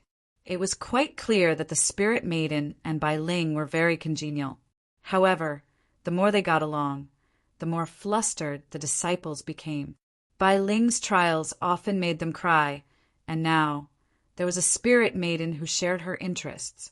How were they going to play in the sect trials in the future? The Rabbit Maiden skipped over to the Spirit Maiden in a friendly manner. Sister, Spirit Maiden. The Spirit Maiden stared at the Rabbit Maiden, and a memory from a very long time ago suddenly surfaced in her mind. upon which her astonishment turned into rage. "Your heavenly monarch, Shi Ling!" Rumble. A suffocating soul power suddenly erupted from the spirit maiden. She abruptly charged forward before grabbing onto the rabbit maiden's slender neck and lifting her into the air. "Little rabbit!" And Lin was startled and was about to stop it. "Don't come any closer!" the rabbit maiden suddenly yelled. Everyone stopped in their tracks, not knowing what to do with the sudden change in the scene before their eyes. Much to everyone's astonishment, the rabbit maiden didn't resist in the slightest. She allowed herself to be held in midair by the spirit maiden, and she wore a guilty and sorrowful expression as she looked at the woman before her. "Calm down, spirit maiden. I didn't participate in Heavenly Monarch Bei Luo's killing of the spirit patriarch. I was also trapped in a small world by him. Even so, you deserve to die. If it weren't for your invitation, the spirit patriarch wouldn't have decided to communicate with the spirit tribe and trust Heavenly Monarch Bei Luo. All living beings of your spirit tribe deserve to die." The spirit maiden's breathing accelerated, and her soul body shimmered with light, clearly indicating that she was extremely agitated. "I'm sorry," the rabbit maiden said softly. She knew that the spirit ancestor was very kind and treated her very well. It was exactly because the spirit patriarch trusted her that he also trusted Heavenly Monarch Bei Luo. Heavenly Monarch Bei Luo was indeed very sincere and enthusiastic at the time. It was just that he never imagined that the mask of righteousness that had been maintained for tens of thousands of years would be taken off just like that. And what was revealed after it was taken off was such a cruel and merciless appearance. The rabbit maiden wasn't going to shirk her responsibilities. Even though she was one of the 4 heavenly monarchs of the spirit tribe and one of the most powerful beings in the realm of stars, she still chose to lower her head in the face of a mere artifact spirit scolding. "You!" The spirit maiden was enraged by the rabbit maiden's reaction. Rumble. The ground trembled. The rabbit maiden was bashed into the ground by the spirit maiden, creating a massive crater. Not resisting, not refuting. Just like before, so docile that it's annoying. You're the only one who hasn't changed at all. How boring. With that, the spirit maiden turned and walked into the spirit patriarch palace, completely ignoring the rabbit in the pit. And Lin helped the rabbit out of the pit and asked worriedly, "Are you all right?" A gentle smile appeared on the rabbit maiden's face as she looked on at the spirit maiden's departing figure. "Sister spirit maiden is still the same as before. You have a sharp tongue, but a soft heart. It's probably the heart of stinky tofu, isn't it?" And Lin couldn't help but complain. The rabbit maiden, there was nothing he could do about it. And Lin had a very deep impression of the spirit maiden's frenzied state during the spirit patriarch's trial. And Lin really couldn't tell that the spirit maiden had a soft heart. The days returned to normal. The celestial clan still didn't make any big moves. There were only some small scale battles erupting, and Lin had nothing to do, so he spent his days in the sect. He was waiting for the sun and the bone in his sea of vital energy to be completely digested and absorbed. That's right. All he had to do now was lie down and become more powerful. All of the other disciples and elders of the 4-9 Immortal sect didn't slack off in the slightest. All of them were diligently cultivating, completing missions, and guarding the borders of the kingdom of the 9 states. The Spirit Maiden and Bai Ling held a series of Divine Sense trials in the Spirit Patriarch Palace. The Divine Sense trials included the Tao Body stage, Spirit Nurturing stage, Soul Formation stage, Return to Void stage, and Tao Integration stage. The content was extremely rich and varied, and it could be said that it encompassed everything. All of the disciples of the 4-9 Immortal sect had the opportunity to enter the Spirit Patriarch Palace for free. Apparently, those who performed well in a certain cultivation stage would receive extremely generous rewards. Most of the disciples were unable to resist the temptation, and all entered the Spirit Patriarch Palace for trials. They entered with smiles on their faces and exited with tears on their faces, creating quite a spectacle for the 4-9 Immortal sect. Not only were the disciples unable to endure this kind of demonic trial, but even the powerful elders were also dealt a heavy blow. Shui Zhantian went in with a defiant expression, only to come out with a sobbing face. Dabai went in with woof woof and came out with wah wah wah. Little Huang went in with wah wah wah and came out with wah wah wah. When Long Outyan went in, his life was in his own hands. When he came out, he lay under the stretcher and muttered in a low voice, "When the heavens give me a great responsibility, I must first torture my will and strain my bones, of course." The trial was only terrifying. However, the rewards were still very substantial. Xian Yuan Cheng experienced this trial and was imbued with inspiration, thereby inventing the soul explosion technique. Sun Yulua experienced this demonic trial, and he gradually understood the sword Tao that he was going to walk in the future. Ada, Jinling, and Jin Yao experienced a top-tier soul power trial, and they were currently attempting to resonate their souls as triplets in order to enhance each other's Tao integration stage.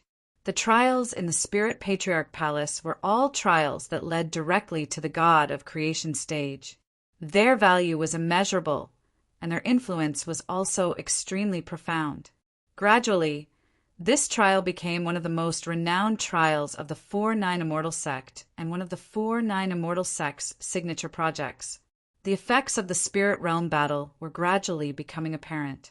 A large number of Void Spirit Tribe super mighty figures and powerful beings had perished, and even though the Void Spirit Tribe was trying their best to cover it up, the 4-9 Immortal Sect was the one who had done it. The God Engulfing Skeleton was dead. Ember was dead, the Infernal Abyss Emperor was dead, the Chaotic Demon Ball was dead, the Sword Essence Emperor was dead, the Dark Soul Emperor was dead, the Bright Soul Snake was dead. It was all done by our 4-9 Immortal Sect. If you don't like the super mighty figures above, then come out and refute us. The Void Spirit Tribe fell silent. The entire world was in an uproar. As expected, the 4-9 Immortal Sect had been annihilated again. News about the 4-9 Immortal Sect was everywhere, and the 4-9 Immortal Sect's reputation and godhood were gradually stabilizing. This was something that Enlin was very happy to see.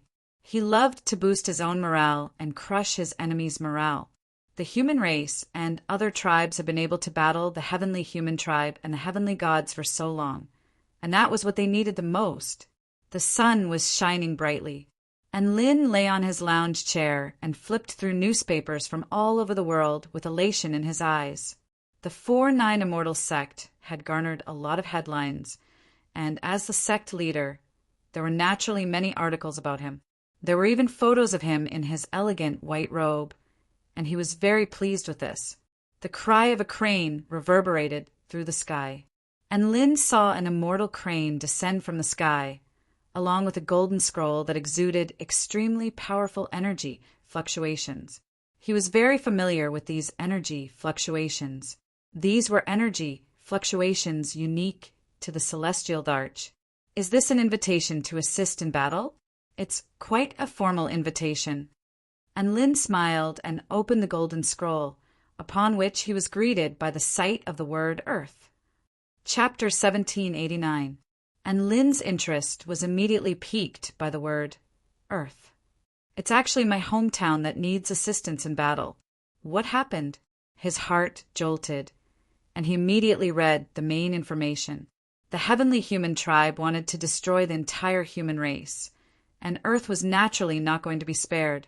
The barrier around Earth had already been infiltrated by the heavenly human tribe, and it was showing signs of cracking, so powerful beings had to be stationed there. Niuwa had already taken emergency measures to fortify the barrier, but the side effect of fortifying the barrier was that Tao integration stage super mighty figures would not be able to travel to Earth. And Lin knew that this was actually a good thing. Earth was too fragile. If a Tao integration stage battle were to erupt on Earth, the entire planet would soon face a catastrophic disaster.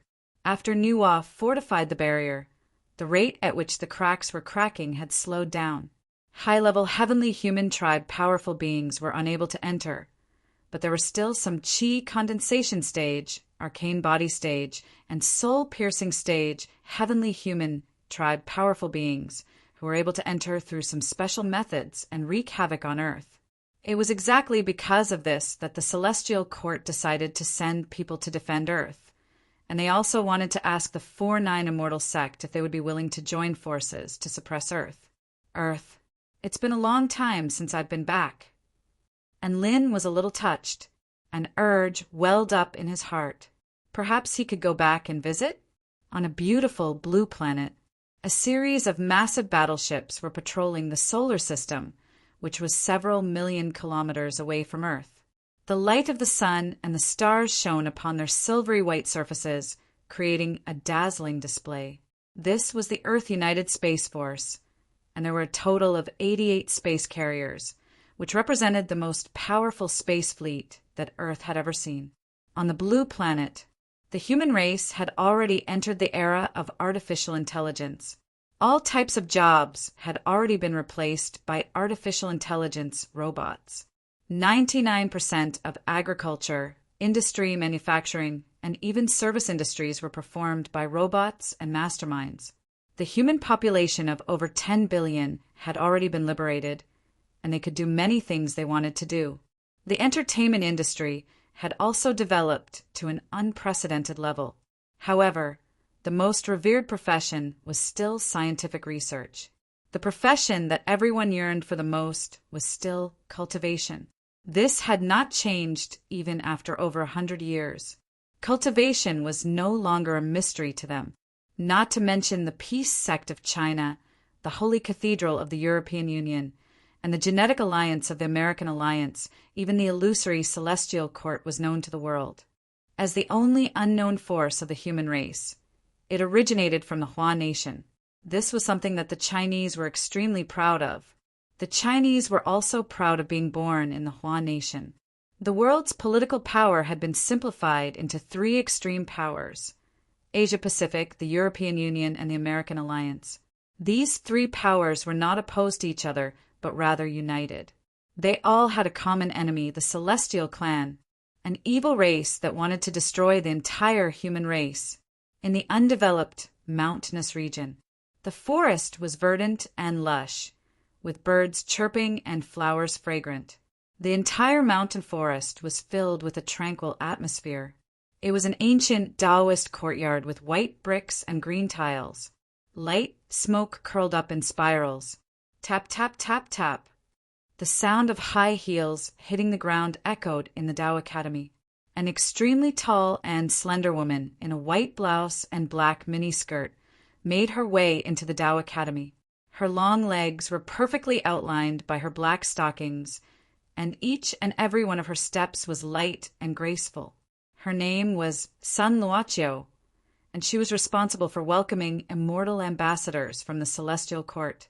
At the same time, she held an extremely high status in the Hua Nation military, having reached the rank of colonel at such a young age. As per usual, she was here to welcome the next wave of immortal ambassadors. However, she was astonished in the instant that she stepped through the gate. A middle-aged man in military uniform with a thin figure, yet stood exceptionally tall, was standing silently by the side of the Tao Institute's teleportation formation, and his cold expression faintly revealed a wisp of anticipation. Great General Qin Jinghua. Sun Luoqiu's expression was filled with astonishment, and she immediately stood at attention before extending a military salute to the man. "It's you, little Qiu. You're right on time." The middle-aged man looked at the beautiful and tall woman in front of him and beckoned to her. Come over here." "Great General, why have you come here in person?" Sun Luoqiu was a little uneasy at the sight of this mighty figure. Qin Jinghua was the pillar of the Hua Nation military and commanded an army of several million soldiers. Even the leaders of the major powers didn't have the right to make him welcome them in person. "I'm here because there's an immortal worthy of my welcome." Qin Jinghua smiled as he looked at the glowing teleportation spell formation. "Worthy of your welcome. Could it be a celestial immortal mighty figure?" Sun Luoqiu let loose a cry of surprise as she thought of the most powerful beings from the celestial court. Ha ha ha, celestial immortal! You're underestimating fake Taoist priest. A crisp, pleasant voice suddenly sounded from the roof of the Tao Academy. San Luoqiu looked up to discover a young woman with a pair of ponytails, an exquisite oval face, and skin as fair as jade sitting on the edge of the roof, looking down at her with a slight smile on her face. A light breeze blew past, and her pink dress fluttered in the wind, revealing a pair of well-proportioned feet. Tian Lingling of the Peace Sect. Sun Luoqiu's expression shifted again. Tian Lingling was a top-rate cultivator at the soul formation pinnacle stage, as well as the #1 goddess in the cultivation world. She had redefined the rules of goddesses with her powerful cultivation base. Even short and flat-chested people could become goddesses. Tian Lingling was usually cold and indifferent to immortal ambassadors who descended into the mortal world. So why was she so enthusiastic now? Also, who is this fake Taoist priest she was talking about? Sun Luoqiu was at a complete loss. At this moment, another burst of hearty laughter sounded from the distance. A man stood atop a flying WIRM over 1,000 feet in length with a suit of glazed immortal armor and an immortal sword in his hand. He tore through the clouds and leaped into the air before landing lightly in the Tao Academy. Sun Luoqiu was at a complete loss for words upon seeing the man before her. This was the sect leader of the Peace Sect in the Hua Nation and Mingchuan. This man had an unimaginably terrifying background, and no one in the entire world dared to mess with him. He was only at the soul formation intermediate stage, but he was able to hold his own against the #1 cultivator in the Hua Nation, returned to void stage Yumu, with his ultra-powerful cultivation methods, countless spirit pills, and legendary immortal rank equipment. Senior and Mingchuan. Sun Luoqiu hurriedly extended a respectful salute with a horrified expression. Uncle In, Tian Lingling greeted with a wide grin. Taoist priest Mingchuan. Even Chen Jingwa extended a respectful salute. Marshal Chen, I'm more than capable of welcoming people. There's no need for you to come in person. And Mingchuan chuckled. You're far too kind, Taoist priest Mingchuan. We're all from the same village on Earth. If I didn't come here, it would be difficult for our fellow countrymen to feel the care and concern of our fellow countrymen. A rare, gentle smile appeared on Chen Jingwa's face. Sun Luoqiu's heart trembled upon hearing this. Even the Taoist priest had to come in person to welcome them. At the same time, she was even more perplexed.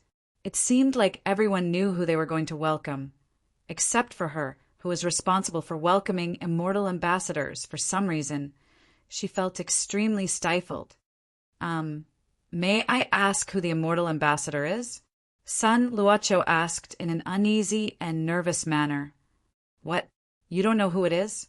And Mingchuan faltered slightly upon hearing this. Ahem, that's because this has to be kept a secret. Those with too low a rank don't have the authority to know. An awkward expression flashed through Chen Jingwa's face. Too low a rank? Sun Luoqiu had always thought of herself as a prodigy, and her heart was pierced by Mingchuan's words. So she was a husky who had accidentally snuck into the group of mighty figures? And Mingchuan was just about to explain who they were going to welcome when the teleportation spell formation lit up, and a series of ethereal figures appeared before them. Chapter 1790. Sun Luoqiu's eyes widened, and she couldn't help but straighten her back as her voluptuous chest unconsciously formed a proud curve in her white blouse. To her surprise, this slight movement drew a resentful gaze from the young woman sitting on the rooftop. One figure after another emerged from the spell formation. Sun Luoqiu couldn't help but look down at the peculiar watch on her wrist.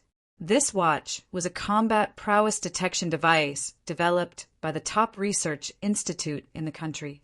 There was a core within it that was extremely sensitive to energy fluctuations, thereby allowing it to accurately detect the energy fluctuations emanating from an opponent's body. At this moment, The number on her watch was rapidly rising. Hundreds, thousands, tens of thousands. It had already broken through the soul formation stage, Earth immortal level. Hundreds of thousands. Sun Luocio's heart rate accelerated. This was the energy fluctuation of a return to void stage, celestial immortal. Hundreds of thousands, millions, millions. The number was still rising rapidly, and it soon surpassed the detection limit of the device. Crack! Her wristwatch suddenly exploded in smoke. Because the origin nucleus could not withstand the energy fluctuations it sensed, it suddenly exploded. Sun Luocio was given a fright. Combat prowess off the charts. This was the first time she had encountered such a situation. Her tall and slender body trembled involuntarily. How long had it been since she had felt this way? The thrill and excitement of being dominated by an expert unknowingly surged into her heart. Ah, it's been a long time since I've been to the mortal world. The density of vital energy here seems to have increased, and it's becoming more and more suitable for cultivation. An extremely clear voice sounded. Sun Luocio focused her gaze and was instantly rooted to the spot. A man with a pair of piercing eyes and a red heavenly silk dress with golden rings on his hands slowly appeared above the spell formation. There were golden flames burning beneath his feet, but they didn't seem scorching in the slightest. Sun Luocio was extremely familiar with the descriptions of the immortals of the celestial court, so she instantly recognized this man. This was the top-rate celestial immortal of the celestial court, third Prince Naja, who was at the return to void pinnacle stage. As long as the 5 emperors of the celestial court didn't appear, he was the most powerful being of the celestial court. No wonder so many people came to welcome him. It turned out that such a great god had come. Sun Luocio immediately made her way toward him with a respectful expression. Chen Jinghua, Tian Lingling, and in Mingchuan also quickly made their way toward the spell formation with smiles on their faces. Junior Sun Luocio respectfully greets Celestial Immortal Naja. Sun Luocio hastily saluted the handsome man. Fake Taoist priest. My son, your father missed you so much. Senior and Lin has come from afar. Welcome, welcome. The 3 big shots that she respected very much passed Neza and greeted a weird-looking man who was riding a dog warmly. Sun Luocio's smile froze on her face. What was going on? Why did they go over there? Did I act cute again? Sun Luocio suddenly felt very awkward. Hello, Neza replied politely. He flicked his braid and said with a gratified expression, I thought that the moment I returned to Earth, Brother and Lin would steal all the limelight. I didn't expect there to be a beauty who likes me more. Sun Luocio murmured, and Lin, the image of the man riding the dog, gradually overlapped with the image in a certain picture book. Ah, he's that Enlin who came from the Huan nation and is known as the war god of the celestial court?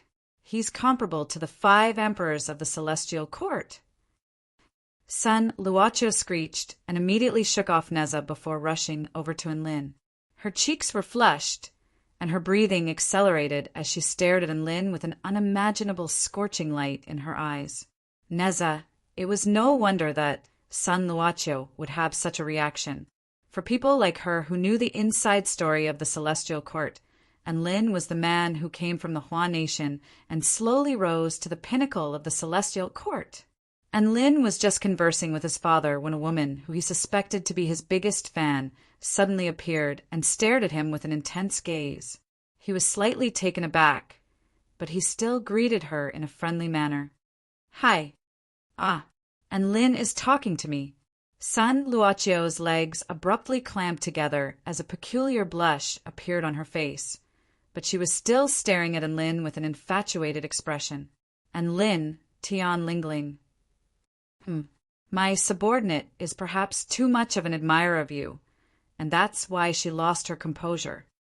An awkward expression appeared on Chen Jinghua's face. He was starting to regret making Sun Luocio the person in charge of this reception. Never would he have thought that son Luocio would admire and Lin to this extent. "Dad, it looks like you've been doing quite well for the past 100 years."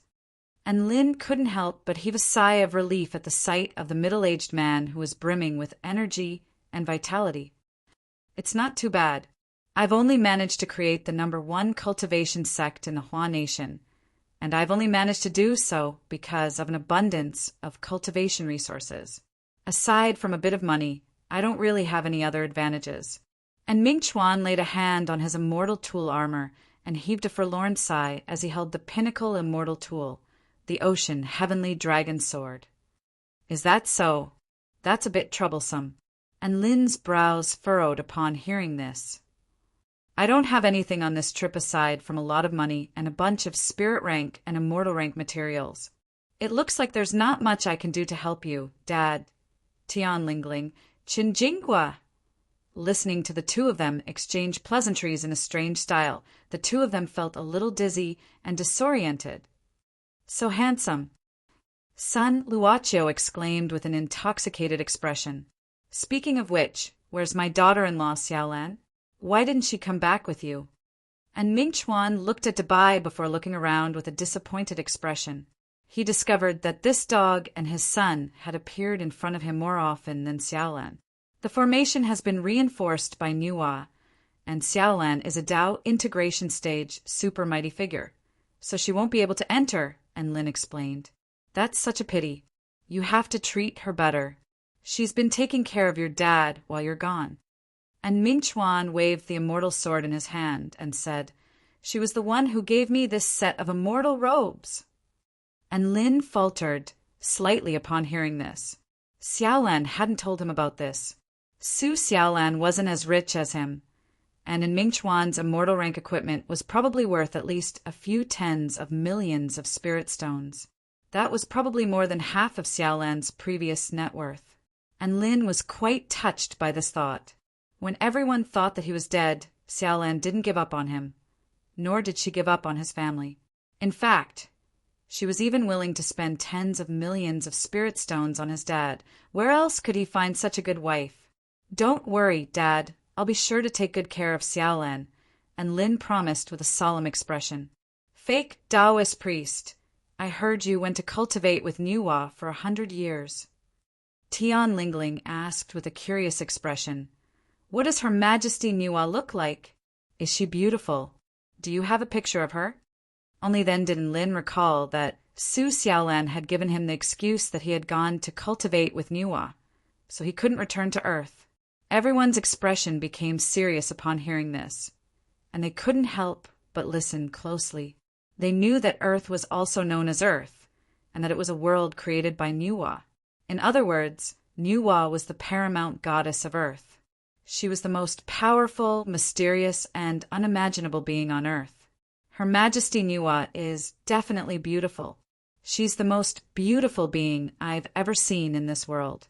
As for pictures, I definitely don't have any. I don't have the rights to her portrait." And Lin replied without hesitation, "When in Rome, do as the Romans do." In Nuwa's world, how could he not compliment Nuwa? "By the way, I came back this time to visit my family and friends, and also to see if there's a way to deal with the flaws in the barrier of this world." And Lin changed the subject. Chan Jingwa was already prepared, and he immediately produced a map upon hearing this. The map clearly indicated the locations of the cracks that had appeared. Chapter 1791. And Lin looked down at the map to find that there were several hundred cracks on it. There were also about a dozen or so large cracks that could accommodate soul-piercing stage, heavenly human tribe powerful beings. Most importantly, these cracks couldn't be forcibly closed. They could only be guarded by the army. There are so many cracks, and they're still increasing. Najah looked at the increasing number of cracks with a grave expression. "Are we going to have enough cultivators?" "Don't worry about that." Speaking of this, Chinjingwa had a smug look on his face. "Our human technology has already greatly enhanced the combat prowess of our soldiers. Right now, the main forces resisting the heavenly human tribe are the armies of our three powers." "Really?" A curious expression appeared on Najah's face.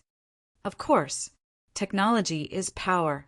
Even though cultivators are extremely powerful, there's a limit to how much power they can muster. However, technology can benefit the entire race and create a massive unified army. For now, our army is the main force in the fight against the heavenly human tribe, Chun Jingguo explained. And Ming Chuan didn't refute this, clearly indicating that he was agreeing. And Lin smiled with intrigue. Interesting. I really want to see how far human technology has progressed. Before that, should we say hello to our old friends in the WeChat group? Tian Lingling asked as she waved the intricate watch on her wrist. It's been over 100 years. Why does WeChat still exist? And Lin was astonished. Of course. The life force of the QQ Empire is limitless, and so is the life force of WeChat. WeChat is no longer the same version as it was in the past. It has already been updated to 1068 versions. Tian Lingling tossed a blue watch toward Lin with a smile. Here, this is for you. I've already created an identity for you. You can use this star brain to surf the internet like a cell phone. Aside from that, it can also observe vital signs, perform emergency treatment, perform spatial reconnaissance, project holograms, perform super calculations, and act as an autonomous life agent. It's the most exclusive version of the star brain, so it's very expensive. Make sure to take good care of it. Tian Lingling instructed with a serious expression. Oh, this little thing actually has so many functions. And Lin put on the star brain that looked like a watch, and the look of interest on his face became even more intense. Only then did he notice that in Mingchuan, Qin Jingguo, and Sun Luoqiu also had similar watches on their wrists. It appeared that these were the watches that had replaced human cell phones. An envious expression appeared on Sun Luoqiu's face. At her level, she wouldn't even be able to buy the limited edition Starpeter in Lin's hands, even if she worked hard for another 10 years. However, Tian Lingling had casually gifted one to Lin. Of course. Tian Lingling appeared to be very generous and nonchalant on the surface, but she was actually feeling extremely pained in her heart. The value of Chinese currency was becoming more and more important. With Chinese currency, one could buy technological products that many cultivators covet. Because of this, it was not easy to earn RMB. This limited edition Star Brain watch cost 1/3 of her savings. She herself was using a lower-level Star Brain, and Lin put on the watch, and a piece of information flowed into his brain. In an instant, he understood how to use the Star Brain. What an interesting technology! To think that it can transfer information without harming anyone. And Lin nodded with approval on his face. This is the signature technology of the limited edition Star Brain. Normal Star Brains don't even have this technology. Sun Luoqiu spoke with an envious expression, and Lin twisted his wrist, and a rectangular screen materialized from particles of light appeared directly above the watch.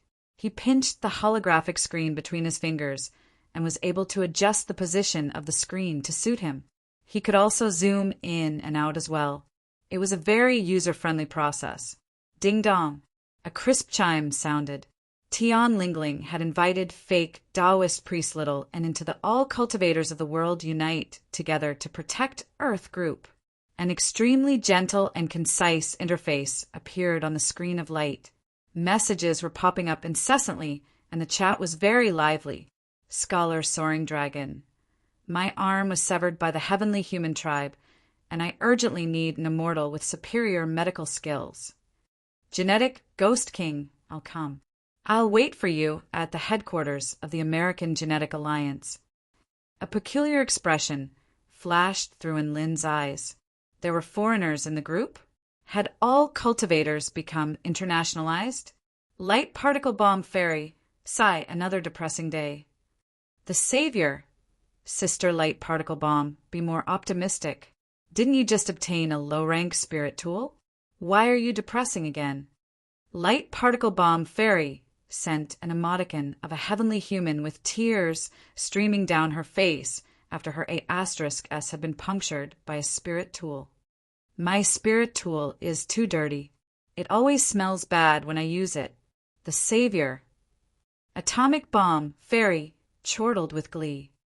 Who told you to treat your enemies like this? Light particle bomb, fairy. Wah. I want to sell a spirit tool. Who wants it? The savior. I can't afford it, bye-bye. Crack shot clairvoyant. I can't afford it. Green River Sword Immortal sent an image of a heavenly human with his head separated from his body. Turn around, big boss. And Lin's lips curled up involuntarily as he looked at the familiar and unfamiliar numbers. The style of this group was just as familiar as before.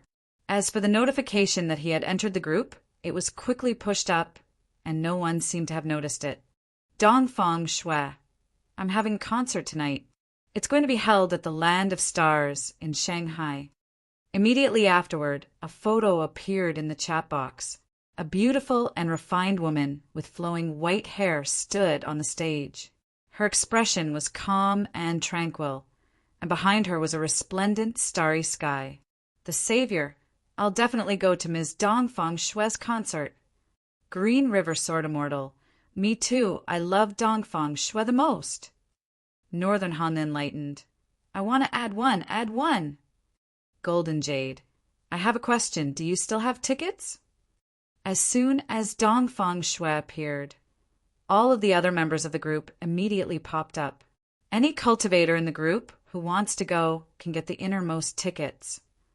Dongfang Shui covered her mouth as she giggled, and Lin's heart stirred, and he clicked on the photo that Dongfang Shui had sent. The scenery before his eyes instantly changed, and a dazzling starry sky appeared before him. An exquisitely beautiful woman seemed to have really appeared before him, and she was smiling at him. Is this a holographic projection? It's so realistic, I feel like I'm actually there. And Lin couldn't help but reach out to touch the woman before him, only to find nothing. Haha, do you want to go to Big Sister Dongfang's concert? Her singing skills are getting better and better. Tian Lingling chuckled. He recalled that he really liked Dongfang Shui's singing, and her voice was indeed very beautiful.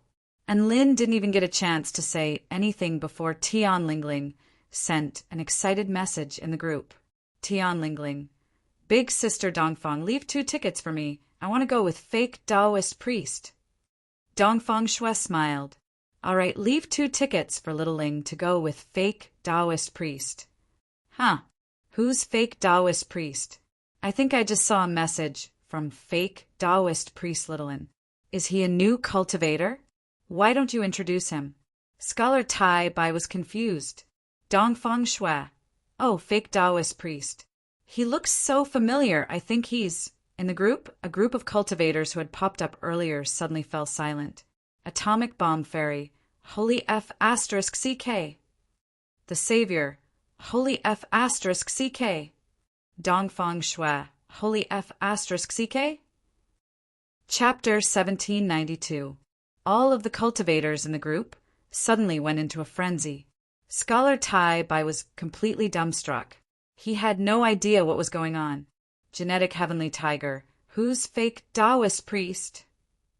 Golden Heavenly Holy Disciple. Same question.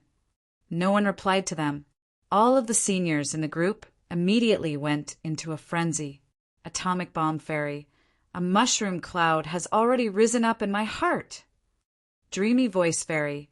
I want to sing a song for the return of the Mighty One. Taoist Woodnox. Is the Mighty One really back? Dongfang Shui.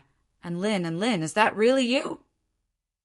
Fake Taoist priest little Lin. Long time no see, everyone. Enlightened Lazarite. Greetings, Mighty One. Green River Sword Immortal. Greetings, Mighty One. Dongfang Shui. Greetings, Mighty One. Immediately afterward, the group was flooded with messages from the other cultivators.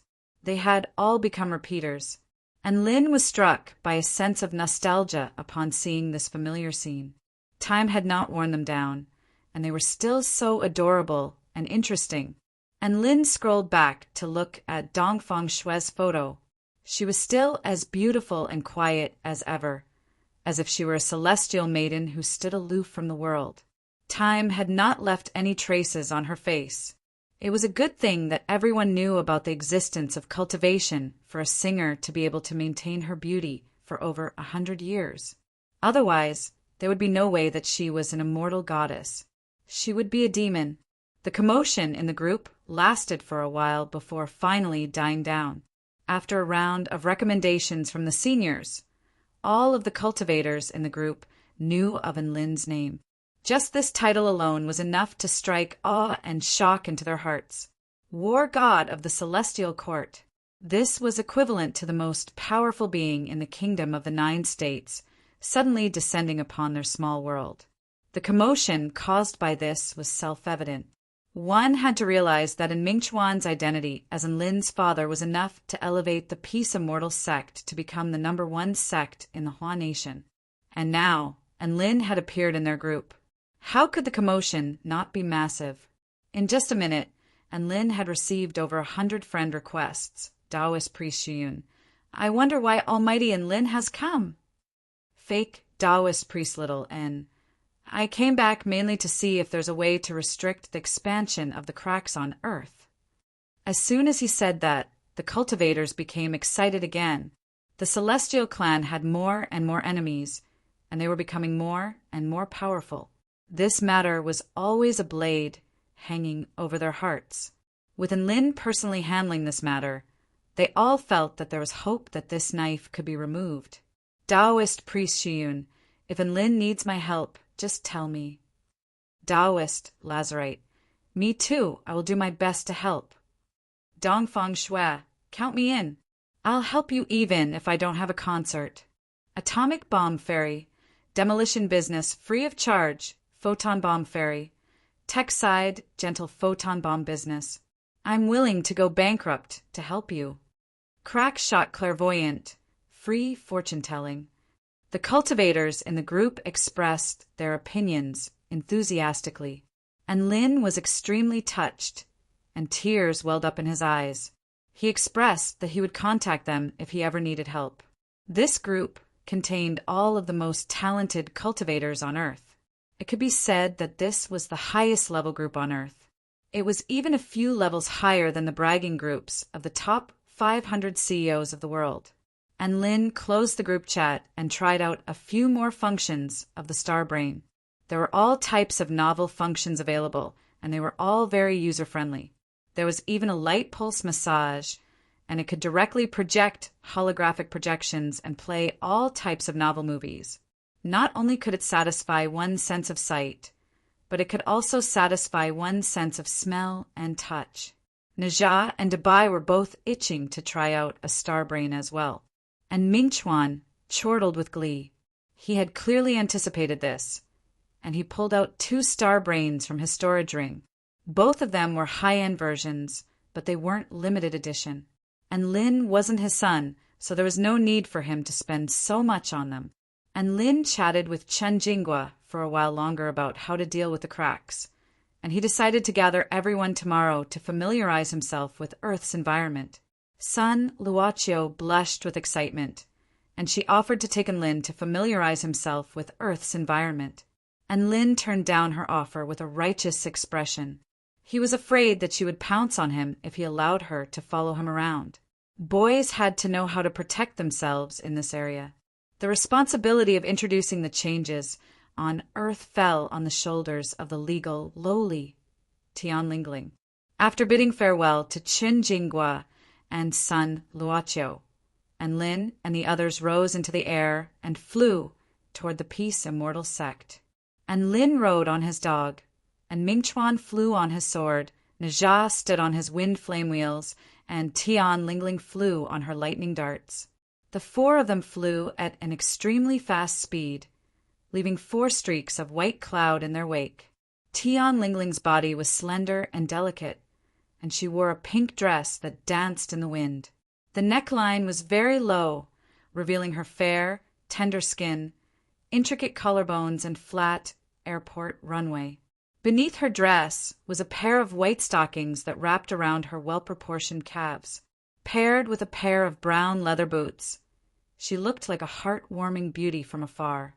It looked like she had completely given up on her chest and height and had chosen to accept reality. She had been a lowly for over 100 years. Tian Lingling's fingers quickly tapped on the screen. Look, the photon pulse acupoint massage can be activated here, and this is the body condition monitoring system. You just have to tap on this. This is the game entry interface. Najah and Dubai had a lot of fun playing under Tian Lingling's guidance. There were many functions that they could achieve with their immortal spells. However, in terms of entertainment, there were many new games and videos that they couldn't bear to part with. Ha ha ha, this Celestial Court Immortal battle is so fun, woof. Dubai frantically tapped on the screen with his dog paws, controlling true Lord Erling to battle against Najah. This was a real-life battle mode. 2 three-dimensional images would appear before one's eyes, and they would unleash a series of mountain-moving and ocean-filling techniques. Although this was Dubai's first time playing, he was able to rely on his astonishing reflexes and perfect control of timing. His paws left after images in the air as he pummeled an experienced player. Never in his wildest dreams would his opponent have thought that he would be beaten by a dog. Most importantly, this was the dog's first time. In the end, true Lord Erling defeated Najah and threw up blood. Najah, you piece of sh*t. Woof. A disdainful smile appeared on Dubai's face. The real Najah's expression darkened. I know you're not talking about me, but it still hurts. Woof. How do you know I'm not talking about you? Dubai wagged his tail in provocation. Najah's bushy eyebrows perked up. Thus, Najah and Dubai both logged into the Celestial Court Immortal Battle and engaged in battle. Chapter 1793. They flew along the way. Not long after that, an extremely grand sect appeared before their eyes. The dragon bone pillars extended into the clouds, as well as the golden peace character hanging high above, all exuded a powerful aura. Hurry up! Our sect leader is back. Elder Tian Lingling is back as well. The sect disciples immediately began to report the arrival of the man on his sword. Whoosh, whoosh, whoosh. Bursts of dazzling light shot into the sky, forming a few large words. Welcome back, sect leader. At the same time, a beautiful immortal tune reverberated throughout the mountains. Our doors are always open, waiting for you with open arms. You'll fall in love with this place after cultivating here. We're friends no matter where you are, so there's no need to stand on ceremony. We've agreed to be together. We welcome you. Peace welcomes you. We create heaven and earth for you. Air. And Lin was a little dumbstruck upon hearing this. An awkward expression appeared on Mingchuan's face as he heaved an awkward sigh. I actually didn't want to do this, but they have to welcome me like this every time. And Lin nodded with empathy. It's all right. It's all thanks to our sect friends. There were over 3,000 cultivators in the Peace Immortal sect, among which there were over 20 spirit-nurturing stage powerful beings and 4 soul formation stage earth immortals, including Tian Lingling and Mingchuan. The most ridiculous thing was that the Peace Immortal sect even had a return to Void Stage Mighty Figure. Of course, this return to Void Stage Mighty Figure wasn't the first return to Void Stage Cultivator on Earth. Instead, it was a horned dragon from deep within the Kunlun mountain ranges by the name of Ao Leba. At the time, Ao Leba needed to transcend his tribulation to reach the return to Void Stage, but he needed a lot of rare medicinal ingredients as a base. He was very poor and couldn't even find some of them, so he turned to Mingchuan for help. And Mingchuan just so happened to have all of those medicinal ingredients, so he supplied all of them to Ao Leba for free as a gesture of goodwill. Ao Leba was very touched. After successfully transcending his tribulation to the return to Void Stage, he became the Grand Elder of the Peace Immortal sect and a mighty figure of the Peace Immortal sect. There were only 5 returned to void stage mighty figures in the entire world. There was 1 in the Pacific Ocean, 1 in the American Alliance, 1 in the European Union, and 2 in the Eastern Continent. One of them was Ao Leba of the Peace Immortal sect, and he had been lured here by his wealth. Ao Leba wore a golden robe, and he stood tall and straight with his dragon horns raised high into the air. He stood at the summit of the back mountain of the sect with his hands clasped behind his back as he looked on at the approaching Mingchuan. It believed that it had reached the pinnacle of this world. However, the faintly discernible and terrifying aura that came head-on made him tremble incessantly. The red armillary sash was wrapped around his shoulders, and he stood on the wind-fire wheels. His eyes shone brightly. Is he the legendary third Prince Neza? And the man riding a Dubai dog with a stronger aura than it, could he be Ao Leba? Took a deep breath and went forward to welcome them respectfully. Junior Ao Leba welcomes sect leader in Mingchuan, Senior in Lin, and Senior Najah. There's no need for formalities, Elder Ao. And Mingchuan hurriedly helped Ao Leba to his feet. And Lin nodded with a smile upon seeing Ao Leba of the Peace Immortal sect. Who would have thought that there would be an Ao family dragon tribe on Earth? And Lin had interacted with the dragon tribe many times in the past, and he could sense that Ao Leba possessed the Ao family dragon tribe bloodline of the dragon court of the Eastern Seas. In other words, he was related to Su Xiaolan by blood. I've been cultivating in the Kunlun mountain ranges for as long as I can remember. I have nothing to do with the Ao family dragon tribe of the Kingdom of the 9 States, nor do I have any interest in them. Ao Leba replied, and Lin was quite fond of Ao Leba's straightforward personality, and he seemed to be quite a good dragon. Thus, he pulled out a dragon tribe mantra from his storage ring and tossed it toward Ao Leba.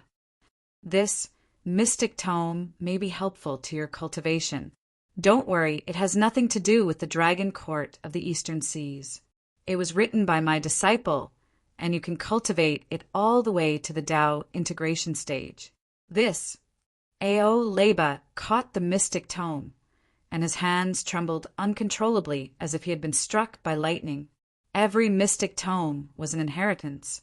This dragon tribe mantra that could allow one to reach the Tao integration stage was a Tao integration stage inheritance. On Earth, this was definitely a supreme grade inheritance that could only be obtained through luck. And now, and Lin was handing such an important thing to him? I, Ao Leba, hereby vow to protect the Peace Immortal sect with my life. Ao Leba half knelt to the ground and extended a solemn salute to Lin and Mingchuan. And Lin was very pleased. It was so easy to talk to smart people. Tian Lingling was drooling as she looked on. A Tao integration stage inheritance. How about I try to cultivate a dragon tribe cultivation method and become a little dragon human? And Lin pinched Tian Lingling's soft, supple cheeks with a smile. Don't switch cultivation methods on your own. Otherwise, I won't be able to save you if you go berserk. Tian Lingling glared at Lin with her bright, almond-shaped eyes and was just about to retaliate when she heard Lin's next sentence, and a vibrant smile immediately appeared on her face. If you want to cultivate in the future, I can just give you a suitable cultivation method, and Lin said. Fake Taoist priest is right. Fake Taoist priest is the best. A sweet smile appeared on Tian Lingling's face, and 2 adorable dimples appeared on her cheeks. Najah slapped a hand to his face upon seeing this. So realistic. Immediately afterward, the Peace Immortal sect held a conference, and the speaker was the young sect leader Lin. This event created a massive stir in the entire sect. Everyone was present, and all of them stared at the white-robed man with scorching light in their eyes. They all knew who this man was. He was the Peace Immortal sect's biggest backer. He was a legendary figure who had reached the pinnacle of all cultivators at such a young age, and Lin was already used to all of the scorching gazes directed at him, and he began to speak to the sect disciples about the past and present as well as the future. Everything he said was correct.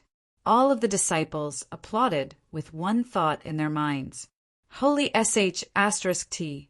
I've finally seen Lin in the flesh. After a hearty speech, the sun had already set over the horizon. The moon hung high in the sky, and countless stars shimmered in the sky. And Lin, Dabai, Tianlingling, and Najia set off to see Dongfang Shui's concert at the Starlight Arena in the Shanghai market. This was the most prestigious stage in the Hua Nation. This was a venue that could hold over 300,000 people. The Starlight Arena was suspended in midair, and it was split into 10 segments like a rainbow. The circular stage was situated at the very center of the arena, and it glowed with a faint light, allowing all of the spectators to admire its beauty. There was still an hour before the concert began, but the Starlight Arena was already packed to the brim. Dongfang Shui's ethereal and versatile voice had held her position as a top-tier international singer for over 100 years, and her popularity was still climbing. Some of the top-tier international stars had already entered their graves, but she was still on fire. This was a form of despair for all of the other stars. Dongfang Shui's near-invincible dominance made it extremely difficult to get a single ticket out of the 300,000, and Lin and the others all received tickets to the innermost section of the venue and arrived at the Starlight Arena. Chapter 1794. TSK, it's so lively. And Lin couldn't help but sigh in admiration as he looked at the packed venue. 300,000 people were gathered here, and each of them was holding a ball of light that could constantly change colors. The ball of light looked like a glow stick, but its color was purer and softer. Hee, I wonder how many clothes Big Sister Dongfang will change into tonight. Woof! Dabai transformed into his miniature form and followed behind Lin. In order to not attract too much attention, Hijia withdrew his wind flame wheels and wore a white shirt and light blue denim pants. His red armband was like a shawl and its color was vibrant. His overall appearance was quite unique, and his attire and handsome appearance attracted the attention of all the young women nearby. However, none of these young women would have imagined that this handsome big brother was the legendary Najia. And Lin walked all the way to the innermost area of the concert. Everyone who could appear here was an important figure, and the tickets to the innermost area weren't available just because you had money. There were many important figures in politics and business, as well as international superstars. Of course, there were also some people that Lin was very familiar with. Hi, Lin, over here. A fat man with a round belly waved his hand vigorously. My savior. And Lin also revealed a friendly smile. Wow, so he's war god Lin. He's so handsome. A few celestial maidens whispered to each other. A woman in a blue and white Lolita dress with golden curly hair and a golden insignia on her forehead stepped forward and extended a slender hand to shake Lin's hand with a faint smile. Greetings, immortal ambassador Lin. I'm the light particle bomb, Celestial. And Lin came to a sudden realization. So it's you. Hello. The light particle bomb fairy was a big fake in the Cultivator group, so he didn't expect her to be a foreign girl. Hello. The light particle bomb fairy was also very polite. She had already extended her right hand to shake hands with Lin, but she also began to extend her left hand to caress the back of Lin's hand, and a faint blush appeared on her face. And Lin, am I being molested?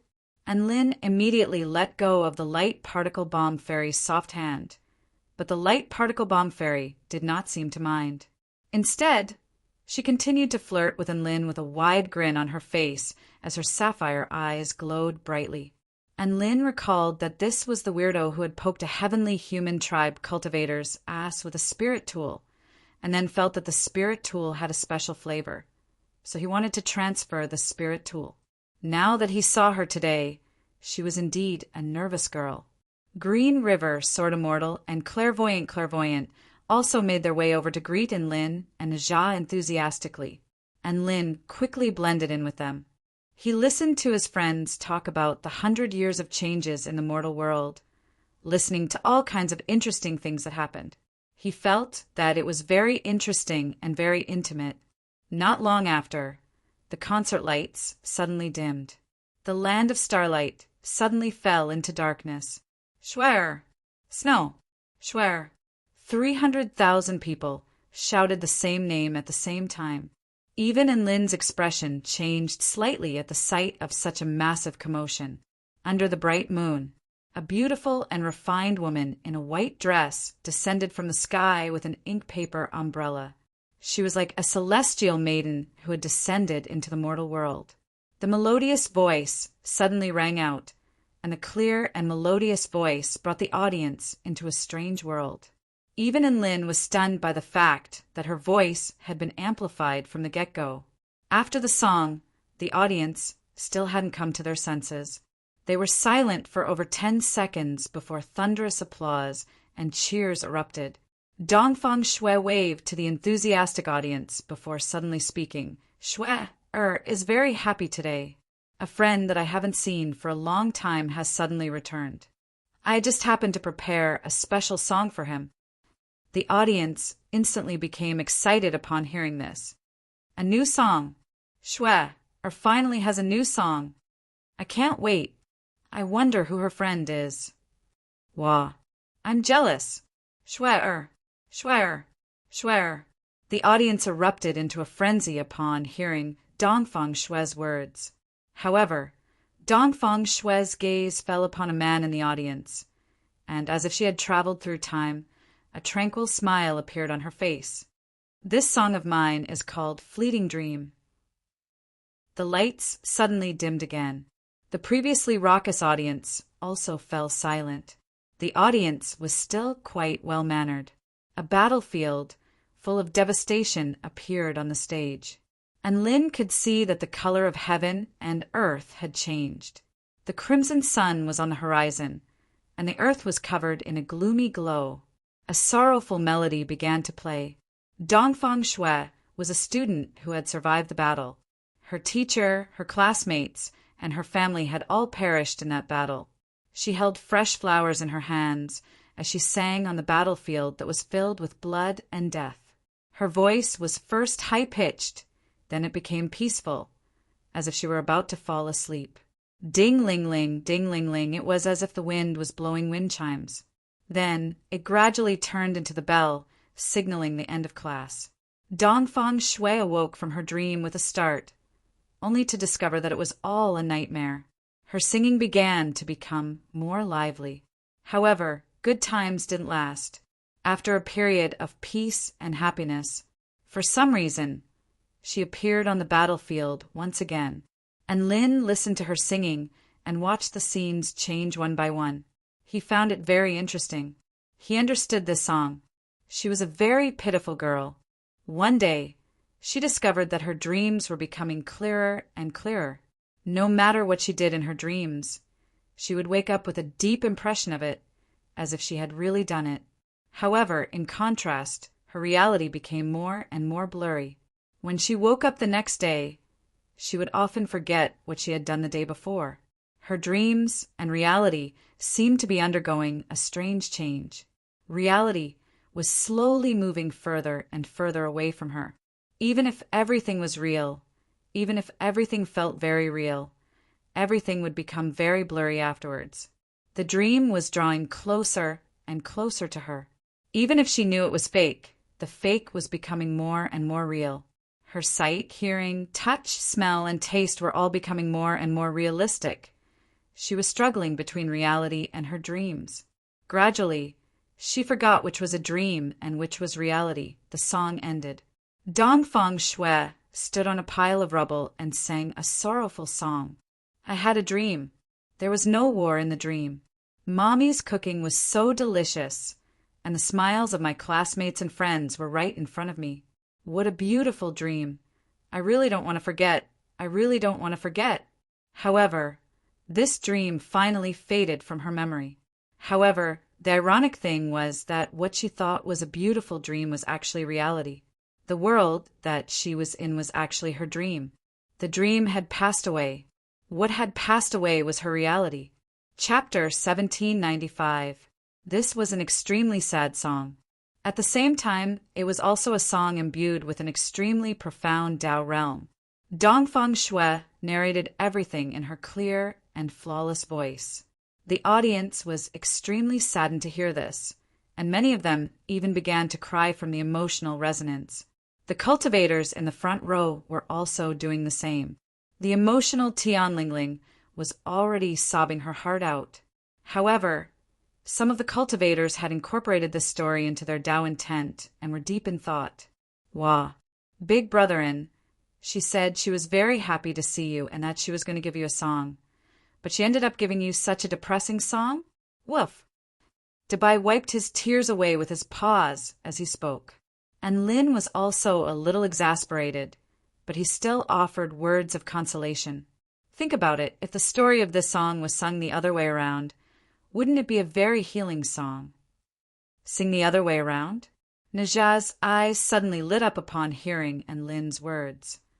If that's really the case, then it's not simple. This song is really not simple. No, it should be said that Ms. Dongfang Shui really is not simple. Singing the other way around meant that the content of the song was reversed. In reality, she was living in a terrifying war, but in her dream, she was still living in a carefree school with family and friends. In the end, the dream became clearer and clearer, but reality began to blur and fade away. Then, when she woke up, she found herself in a classroom full of books. Her desk mate asked her why she was sleeping in class. She replied with a smile that she had a very, very long dream. It was a nightmare. Thankfully, she had completely forgotten about it now. She didn't have time to be scared or sad. Time flowed like water, and she continued to live like this. Thinking about it this way, this song was quite healing.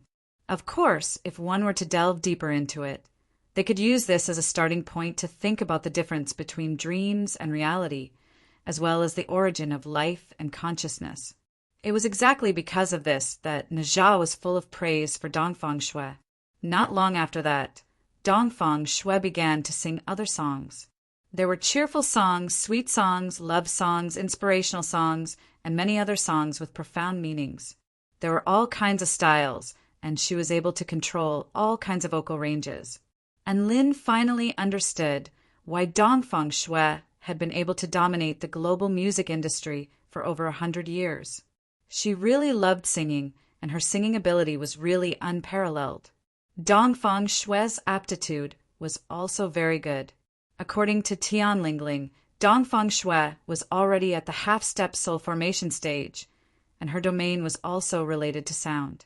It was called the snow sound domain, and it could hypnotize, heal, buff, and kill enemies, and Lin was quite envious of Dongfang Shui. Holding concerts all over the world was a way for her to cultivate. She could make others happy, and she was happy as well. Not only could she earn money, but she could also improve her cultivation base. How wonderful! 10:30 p.m. The concert ended. The 300,000 spectators left the arena, feeling a little unsatisfied, and Lin bade farewell to Green River Sword Immortal and the others and planned to return to the Peace Immortal sect. But all of a sudden his star brain lit up. There was a new message on WeChat. A familiar portrait of a beautiful woman in an ancient costume appeared on the screen. Dongfang Shui, come on, let's eat supper together. And Lin was stunned for a moment. At this moment, Tianlingling had already received a call. Let's go. Big Sister Dongfang is treating us to supper. Tianlingling encircled her slender arms around Lin's arm and dragged him toward the backstage area of the Starry Realm. And Lin didn't have anything to do tonight, so he allowed Tianlingling to drag him away. There was a light ball restaurant in the Starry Realm. It hovered high in the air and floated around the entire Hu City like a bubble, providing a bird's-eye view of the most prosperous area of Hu City at night. After 100 years of development, Hu City had become the largest city in the world. Its night scenery was extremely breathtaking, especially when viewed from the light ball restaurant.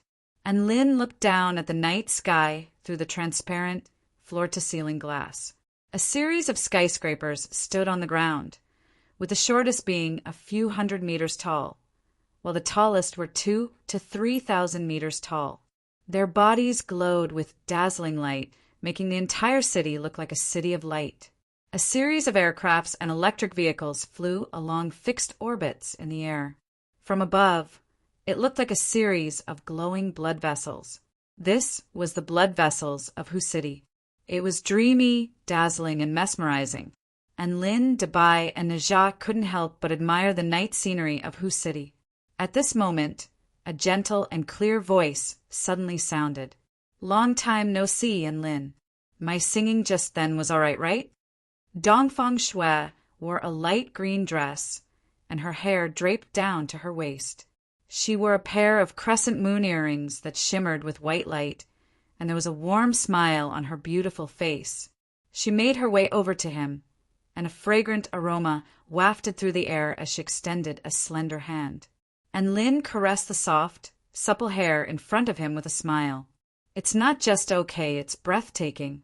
It's super beautiful." A smug expression flashed through Dongfang Shui's eyes, but she maintained a humble expression. "Don't flatter me, I still have to improve." She patted Dabai's head in an affectionate manner as she spoke. "You're just as adorable as ever. Big Sister Dongfang, Big Sister Dongfang, I've missed you so much, woof!" Mini Dabai pounced into Dongfang Shui's arms and tried to rub himself against her chest, only to be slapped away by Tian Lingling. "You're still the same. A leopard never changes its spots." Tian Lingling harumphed. Dongfang Shui didn't get angry. Instead, she merely smiled. No matter how much time had passed, she was still a woman who exuded a sense of antiquity and elegance. It was very difficult not to develop a good impression of her. And Lin, Tian Lingling, Dabai, Dongfang Shui, and Najah sat around a small round table, chatting and laughing as they enjoyed a sumptuous supper and looked down at the bustling night scenery. And Lin brought out the flower wine brewed by Little Gu from the Kingdom of the Nine States and shared it with everyone. This was the first time Tian Lingling, Dongfang Shui, and Najah had tasted such a sweet flower wine, and all of them were full of praise. Dongfang Shui even began to hum a folk song as she enjoyed the wine.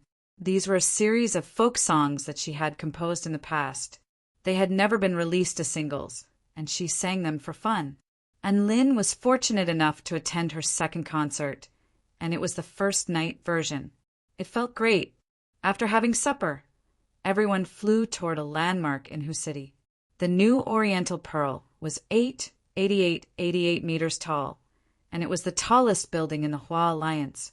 Its two balls, one large and one small, were embedded in the middle and top of the tower, emanating a gentle white light, as if they were two bright moons. They appeared holy and full of boundless hope. If a normal human were to climb to the very top of the Oriental Pearl, they would most likely suffer from oxygen deprivation. However, Lin and the others landed on the top of the tower and looked down at the city below them. Chapter 1796. A frosty wind blew past. Dongfang Shui's inky black hair danced in the wind, and her light dress blossomed like a lotus flower in the night sky. She leaned on the railing, looking down at the brightly lit city below with a pair of gentle and beautiful eyes. Her pupils reflected a dazzling and colorful light. This place was bustling with activity. However, there was also a peculiar sense of isolation. It was as if she was situated in the middle of the bustling city, but at the same time far away from it. Due to the frosty wind blowing past, Najah's red armband also danced in the wind, along with the two braids on the back of his head. This city is very modern. It reminds me of the cities of the Purple Star civilization. Perhaps the civilization on Earth will also reach that level one day, he said with a yearning expression. Purple Star civilization? What kind of civilization is that? Dongfang Shui turned to Lin with a curious expression, and Lin explained, "It's a civilization that has developed technology to the pinnacle. It was once so prosperous and developed to the extreme in terms of life technology, spatial technology, multidimensional technology, and even Dao technology. Bloodline modification, spatial shattering, spatial skipping, multidimensional development, cultivation, and artificial Dao integration stage. All of these were trivial things to them. At that time, the Purple Star civilization was the representative of the human race. Unfortunately, they enraged the heavens, and their powerful civilization was destroyed in the blink of an eye. This battle between us and the heavenly human tribe was actually caused by that civilization. Dongfang Shui's face paled slightly upon hearing this. Tian Lingling's eyes widened with shock. Such a powerful civilization was destroyed in an instant? Are we fighting against such a powerful being? Najah heaved a forlorn sigh. There hasn't even been a heaven pioneer stage, heavenly human tribe cultivator on Earth, so they don't know just how terrifying the heavens are. If it weren't for Enlin, who turned the tide and broke through the 2 heavenly gates, the morale of the Kingdom of the 9 States United Army would have plummeted to an unimaginable level. Fake Taoist priest is that powerful. Tian Lingling was astonished again. Hee, is this the first time you've seen my power? And Lin pinched Tian Lingling's delicate cheeks with a smile. Tian Lingling looked at Enlin with a resentful expression. Seeing as you're trying to save the world, I'll let you take advantage of me just this once. Save the world? Please don't think that way. I just want to protect the people who are important to me. And Lin felt that he couldn't shoulder the responsibility of saving the world. He wasn't mentally prepared for that. Look, Dongfang Shui pointed at the dazzling lights down below. This city is so beautiful. I love this place and I love this world, but I'm useless. I don't have the ability to protect it. She looked back at Enlin and lowered her eyes. I'm too weak. I can't even imagine how strong the enemy is. I can't even imagine how high your combat level is, big sister Dongfang. Tian Lingling gripped her hand with a concerned expression. A smile appeared on Dongfang Shui's face, and her voice was still as clear as ever. But I can still sing here. I can dedicate my voice to this world. I can make this world a better place, and I can inspire more people to fight for this beauty. Perhaps this is my battle, my mission? She stared at Enlin with her beautiful eyes. I hope I can make you remember this beauty and make you want to protect it as well. And Lin faltered upon hearing this. Dongfang Shui's eyes were filled with sincerity and purity, and the emotions conveyed through her eyes were very simple. She didn't know how to do much.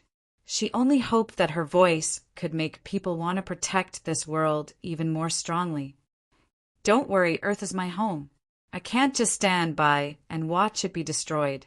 Trust me, I'm very bad *S, and Lin vowed. Dongfang Shui looked at Enlin with a gentle expression and nodded. I trust you. Whose city was a city that never slept. The lights of the city only gradually dimmed the next day. The sun rose, and Lin sat on Dabai's back and began his journey to explore the cracks in the barrier. They first went to check out the largest cracks. Soul-piercing stage, heavenly human, tribe, mighty figures could appear in those cracks, so they were extremely dangerous. After all, soul-piercing stage, heavenly human tribe mighty figures could crush all beings below the return to void stage, and a few soul-piercing stage mighty figures could even hold their own against a return to void stage mighty figure. Deep within the Kunlun mountain ranges, amid a series of mountain ranges, there was a place that was shimmering with a white metallic light under the light of the sun. From afar, it looked like a vast expanse of silver light. However, upon closer inspection, one would discover to their astonishment that this was actually a series of mechas over a dozen meters tall. All of them had thick and powerful legs, nimble arms, and sturdy chests. Their chests were wide open, and there were cannons that could be adjusted at will.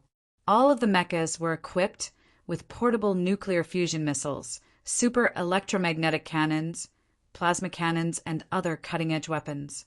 These were the most powerful mechas on Earth, and all of them were extremely expensive to construct, but they were also extremely powerful.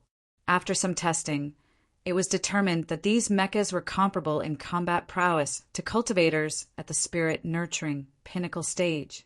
In terms of destructive power alone, they were even comparable to soul formation stage powerful beings. There were a total of 200 of these weapons gathered in this place. Aside from that, there was also a gargantuan, inky black fortress behind the Meccas. It was over 500 meters tall, and it stood on the ground like a pyramid. This was their mothership, a super battleship capable of both land, sea, and air. No wonder Chinjingwa would say that the main force fighting against the heavenly human tribe was the military, not the cultivators. Just this alone was not something that a top-notch sect in the immortal cultivation world could possess. There were rows of silver mechas known as Hope, and they carried the hope of the human race. The super battleship that stood like a pyramid was known as Dawn. The sun gradually rose. Sunlight shone down upon the inky black fortress, but its surface defied the laws of physics as it reflected a warm, golden light. Not only that, but the golden light also extended outward, instantly transforming the entire fortress into a boundless golden fortress. It had become a true pyramid. No matter how many times I see the dawn under the sun, I can't help but praise it. To think that human intelligence could create such a beautiful object. A middle-aged woman in a white suit with her black hair coiled up high walked out of the simple prefab house. She had an ordinary appearance, but exuded a sense of gentleness. She raised her head to look at the huge monster and said softly, "Teacher, you've played a huge part in allowing such a beautiful work of art to appear in this world." A man with golden hair and blue eyes appeared beside the woman with a smile on his face. The woman stared at the fortress with a slightly entranced expression. It has yet to engage in battle. I hope that it will only be a beautiful work of art in this war. Chapter 1797. The middle-aged woman was one of the top scientists in the Hua Alliance Jia. She was conducting a series of research in the largest spatial rift that the Hua Alliance had discovered, with the main objective of repairing the spatial rift. The young man with golden hair and green eyes was her assistant, Derek. "Don't worry, teacher. With 200 Hope Mechas on standby, even if a soul-piercing stage heavenly human tribe general appears, we'll be able to kill him with our energy cannons. The Dawn battleship won't even have a chance to retaliate." A confident smile appeared on Derek's face. He had also participated in the design of the Hope Mechas, and he had high hopes for them. All of a sudden, the spatial rift in the distance tremored. 2 white silhouettes flew out from the crack at an extremely fast speed. However, the 200 silver mechas were even faster. In an instant, 10 of the mechas had their cannons aimed directly at the white silhouette.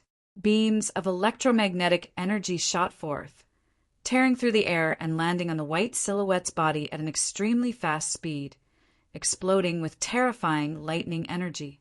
Boom, boom, boom. After the earth-shattering explosion, there was nothing left in that place.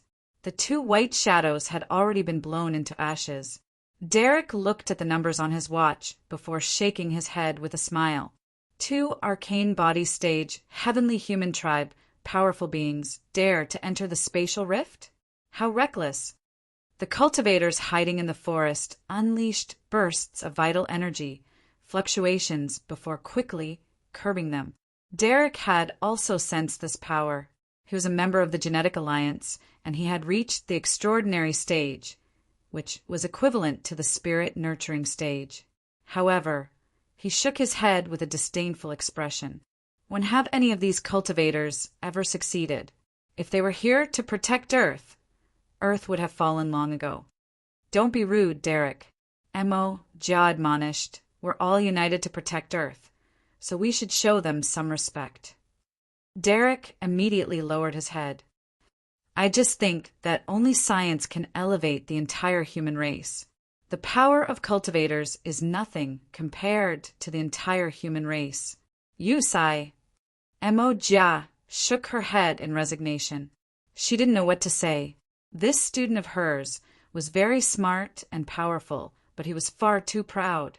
He only respected things that he believed in, but he looked down on everything else. Jia couldn't deny what Derek said. In fact, she even agreed with him in her heart. Although the individual strength of a cultivator was strong, the threshold was too high, and cultivators with high cultivation were even rarer. How many soul formation cultivators were there in the entire Hua-Tai Alliance? There were no more than 30 of them. But now there were 200 hope mechas that were as powerful as soul formation stage mechas gathered in this Kunlun crack. How could they possibly compare?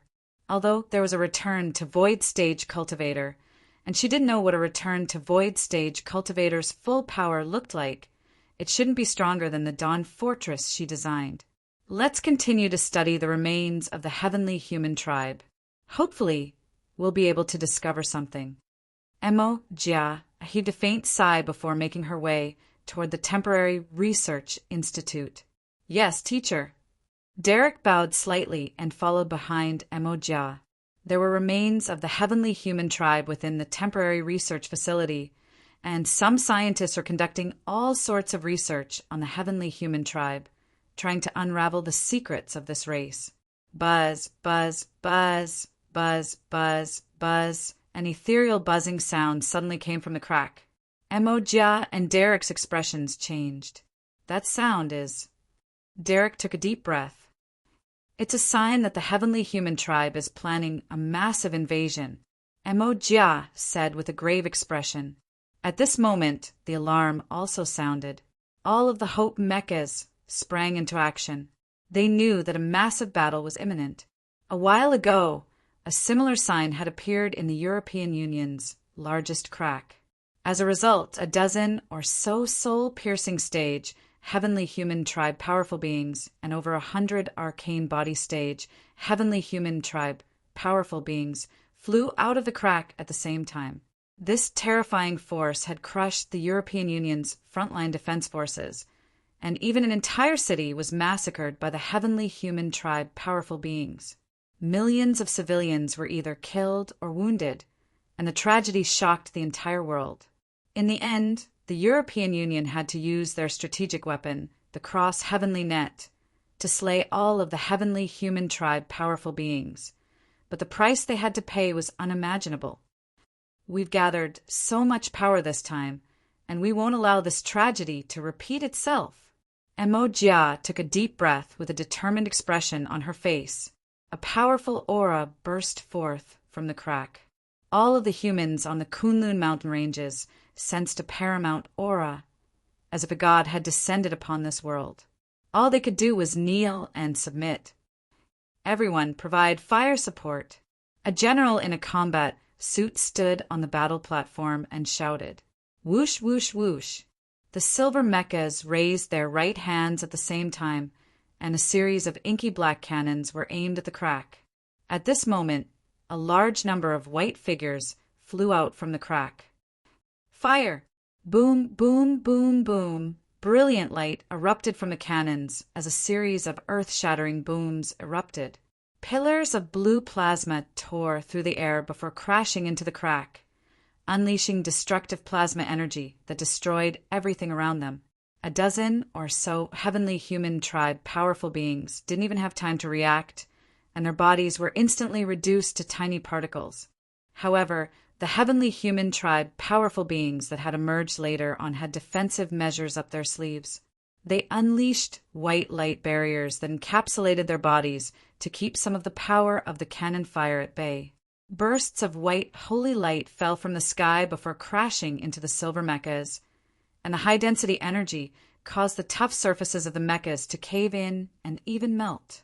A particularly thick beam of holy light even caused a silver mecha to explode on the spot. Disperse! Everyone disperse! General Qin Xinghui issued an urgent command. The mechas fired their cannons at the same time. However, the heavenly human tribe powerful beings were not to be outdone either. Bursts of pure white holy light with devastating power shot forth, all of which were either killed or severely wounded upon striking the silver mechas. As more and more heavenly human tribe powerful beings flew out from the crack, their retaliation also became more and more intense. A heavenly human with a golden barrier around his body spread his white wings and wielded a white light sword, which he was able to slice the oncoming plasma cannons in half with just a single slash. His body flashed through the air like a streak of white light, and he evaded the countless cannon blasts with agility. He waved his hand through the air, and a silver mecha with an alloy shell was sliced in half like a hot knife through butter. That's a soul-piercing stage, heavenly human. Focus fire. Qin Xinghui was still issuing instructions in a loud voice. The battle became more and more intense, and one violent explosion after another flattened several nearby mountains. All of the non-combat researchers quickly retreated. Mo Jie's face paled slightly as she looked at the special star-brain detector in her hand, which displayed the strength of the enemies and their numbers. 23 soul-piercing stage and 156 arcane body stage. The scale of this attack has already exceeded that of the European Union, and their numbers are still increasing. If things continue like this, our mechas won't be able to hold on. Rumble, the earth suddenly tremored violently. A series of inky black holes suddenly appeared on the surface of the triangular fortress, which was glowing with golden light. The Dawn battleship had finally been activated. Chapter 1798. Boom! A small mushroom cloud suddenly rose up from the heavenly human tribe's spatial rift. The Hope mechas unleashed miniature nuclear missiles, which twisted and warped the surrounding air as shockwaves proliferated for several kilometers. 5 or 6 heavenly human tribe powerful beings died before they even had a chance to cry out. However, the 20 or so soul-piercing stage heavenly human tribe powerful beings instantly set up a joint defensive spell formation to keep most of the destructive energy at bay. This is a joint spell formation unique to the heavenly human tribe. Focus on one point and unleash a powerful attack. General Qin Xinghui stood on the battle platform and issued instructions in a loud voice. Whoosh! A white spear of light instantly punctured General Qin Xinghui's body. You're too noisy, the soul-piercing stage heavenly human tribe powerful being said in an indifferent voice. Prepare the Aurora Pulse formation. Qin Xinghui continued to issue instructions in a loud voice. The soul-piercing stage heavenly human tribe powerful being narrowed his eyes to discover that the powerful being standing on the battle platform was only a simulated life form constructed from particles of light. All of a sudden, gale force winds swept forth. At the center of the pyramid fortress, a vortex of energy converged into a single point, from which dazzling golden light flashed like stars in the night sky. The high-density energy surging forth instantly congealed the surrounding space. Stop it! All of the soul-piercing stage heavenly humans materialized a pure white celestial sword over a kilometer in length outside the formation, which pierced toward the fortress like a bolt of lightning with a burst of ear-piercing screeching. Bam! The celestial sword struck a dark, red, eggshell-like energy barrier, upon which a sharp screeching sound erupted, but it was unable to pierce through the barrier. The quantum resonance light shield has kept the combined attack of the heavenly human tribe, powerful beings, at bay. Mo Jia clenched her fists with excitement as she looked on at the battle taking place in the distance. The Dawn battleship sure lives up to its reputation. Derek's eyes were also filled with a scorching light as he became even more determined in his heart. Right at this moment, the Aurora Pulse formation of the Dawn battleship had already been unleashed. The golden light left a dazzling trail in the air before crashing into the defensive spell formation set up by over 20 soul-piercing stage heavenly human tribe powerful beings, upon which the indestructible spell formation caved in before puncturing through it. Boom! The spell formation shattered. The 2 soul-piercing stage generals didn't even have a chance to react before the peculiar golden energy disintegrated their bodies into tens of thousands of cubes, which were then disintegrated again into hundreds of millions of cubes. Their extremely powerful life force was completely extinguished. The enemy's defense mechanism has been broken. Attack with full force. Qin Xinghui had an agitated expression on his face as his voice reverberated throughout the entire world. More than 100 silver mechas roamed the mountains, their cannons roaring. A large number of inky black cannons extended from the surface of the Dawn battleship. There were at least 500 of them, and they unleashed a relentless barrage of cannon fire, each of which was capable of reducing an arcane body stage, heavenly human, to dust. Due to the massive influx of heavenly human tribe powerful beings, the heavenly human tribe army was slowly being overwhelmed. However, with the participation of the Dawn battleship, the situation was quickly reversed, and the heavenly human tribe powerful beings were successfully suppressed. The heavenly human tribe powerful beings flapped their wings and flew into the sky, trying to escape the barrage of attacks. A large group of silver mechas also rose up into the air and engaged in battle with the heavenly human tribe powerful beings in midair. Cannon fire erupted forth, and the superalloy energy sword slashed through the air in a series of dazzling trajectories. The silver mecha clashed head-on with an arcane body stage, heavenly human, but it was not at a disadvantage. At this moment, the mecha looked more like an armored cultivator. Close to 200 arcane body stage, heavenly human tribe powerful beings, and over 20 soul-piercing stage, heavenly human tribe powerful beings surged into the rift, followed by a large number of spirit-refining stage, heavenly human tribe powerful beings. They were like foot soldiers. Even though they were very powerful, they posed little threat to the Hope mechas. Even a few thousand of them wouldn't be enough to kill the human army. The cultivators scattered across the Kunlun Mountains also sprang into action, unleashing a series of powerful spell techniques to combat the heavenly human tribe powerful beings. Their overall power was even weaker than the silver mechas, so they could only serve as support. Of course, this didn't include the 6 soul formation stage Earth Immortals. Ever since Earth's environment had been upgraded, the number of soul formation stage Earth Immortals had increased significantly. These 6 soul formation stage Earth Immortals were able to slaughter arcane body stage heavenly human tribe powerful beings as if they were dogs. They unleashed their personal domains, and they could even put up a fight against soul-piercing stage heavenly human tribe powerful beings. Whoosh, whoosh, whoosh. The heavenly human tribe powerful beings who had accidentally stumbled into an invisible domain suddenly had their heads detached from their bodies. Die, die, die. All those who intrude into my domain must die. Green River Sword Immortal charged forward with his sword, harvesting the heads of all enemies in a frenzy. In another direction, golden balls of light were exploding incessantly. A beautiful woman with curly golden hair, exquisite doll-like features, and a Lolita dress was wreaking havoc wherever she went. All heavenly human tribe powerful beings who were struck by the balls of light would wither and be reduced to black dust. All heavenly human tribe powerful beings who hadn't completely died would be killed by her spirit tool staff through the back of their necks. The light particle bomb fairy had already thought things through. Seeing as she couldn't sell her staff, she would just have to be a *T-stirrer. Bam!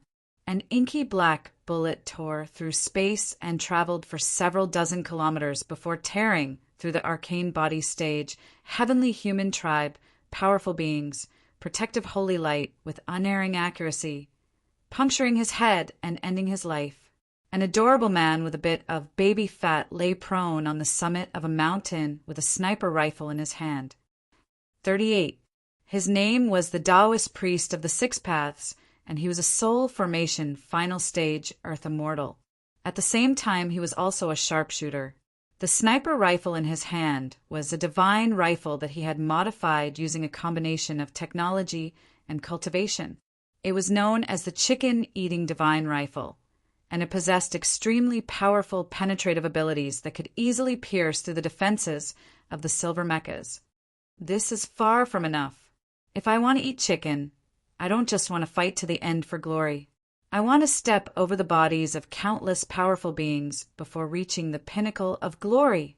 The Taoist priest of the Six Paths murmured to himself as he quickly surveyed the battlefield with his sharp eyes before silently aiming his rifle at a soul-piercing stage, heavenly human, tribe general in the distance. Powerful beings.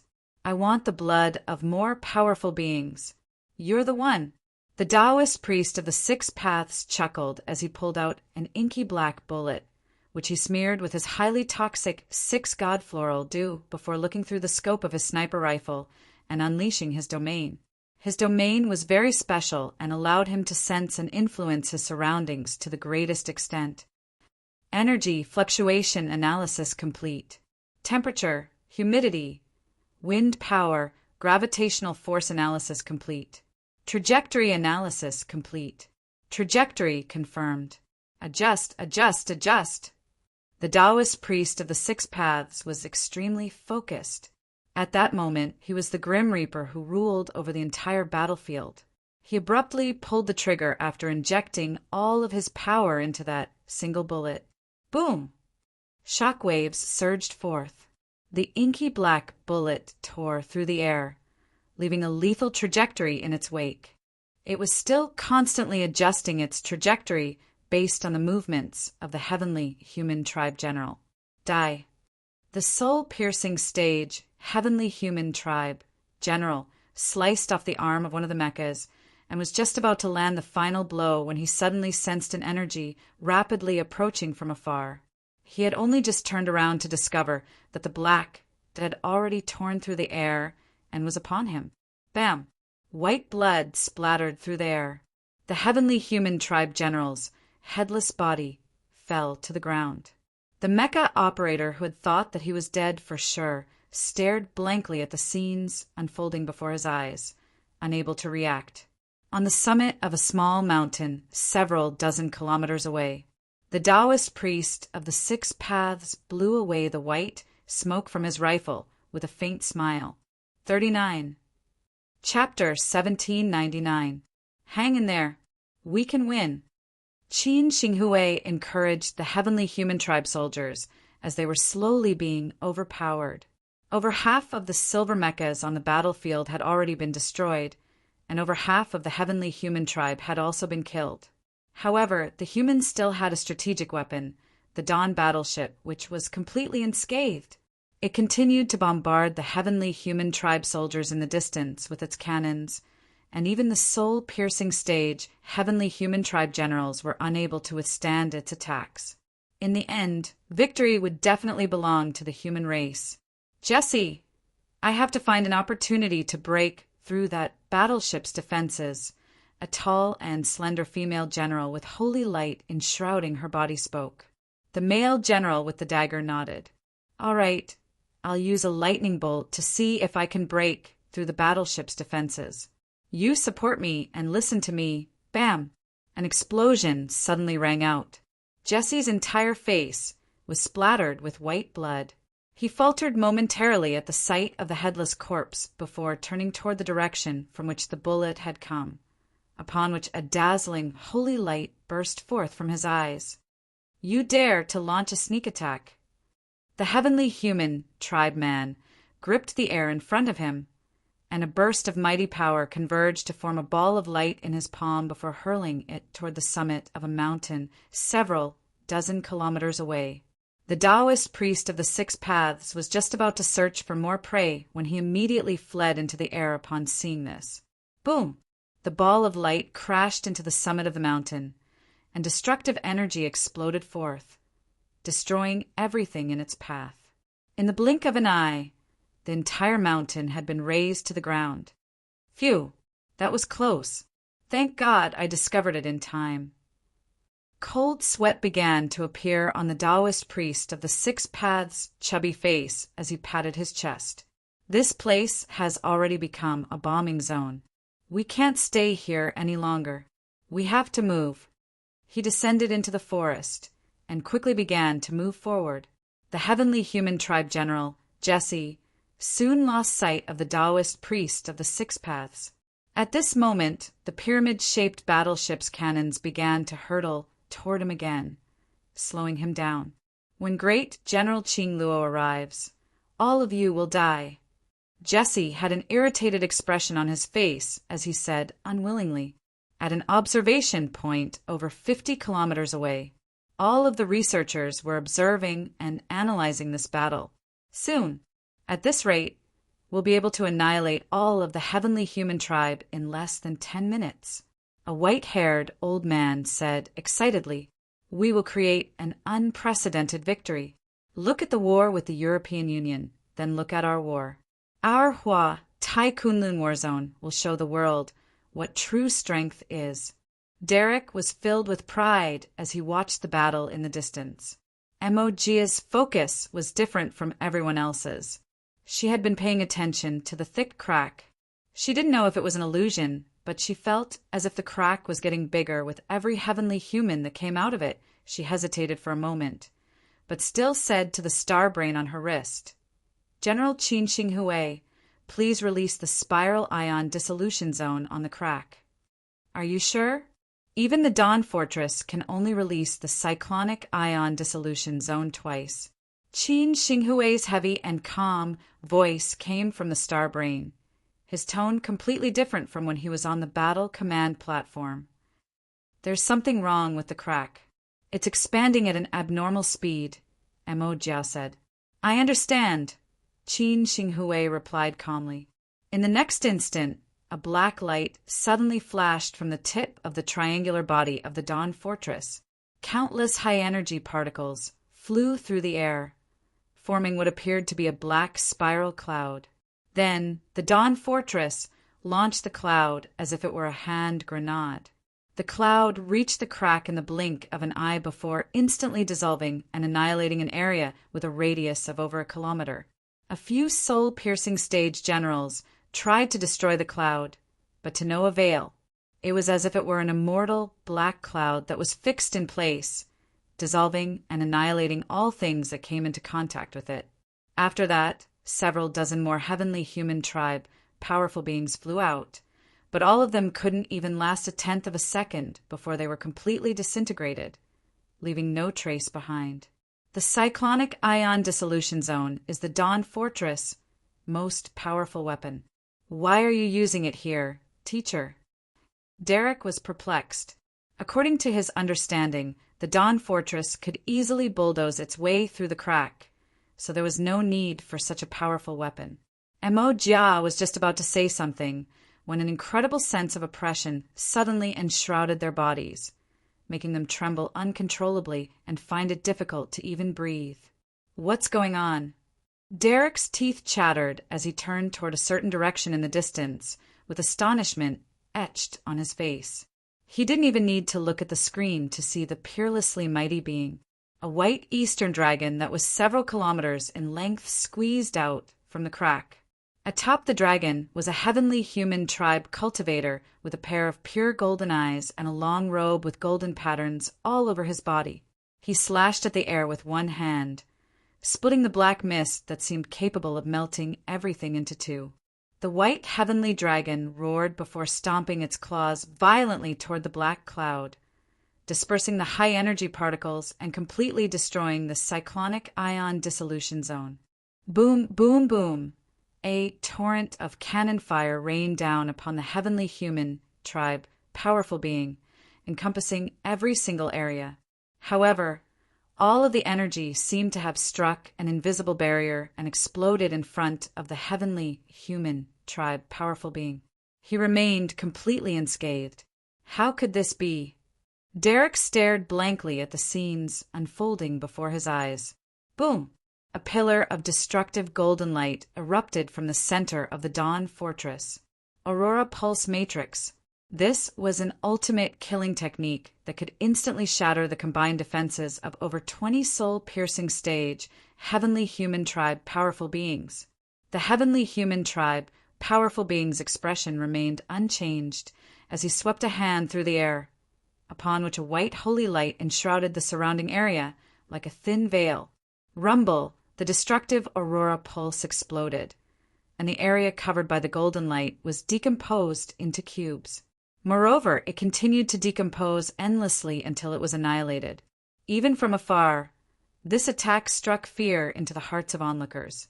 However, what was even more alarming was that such a powerful attack was unable to even break through the thin veil of white holy light.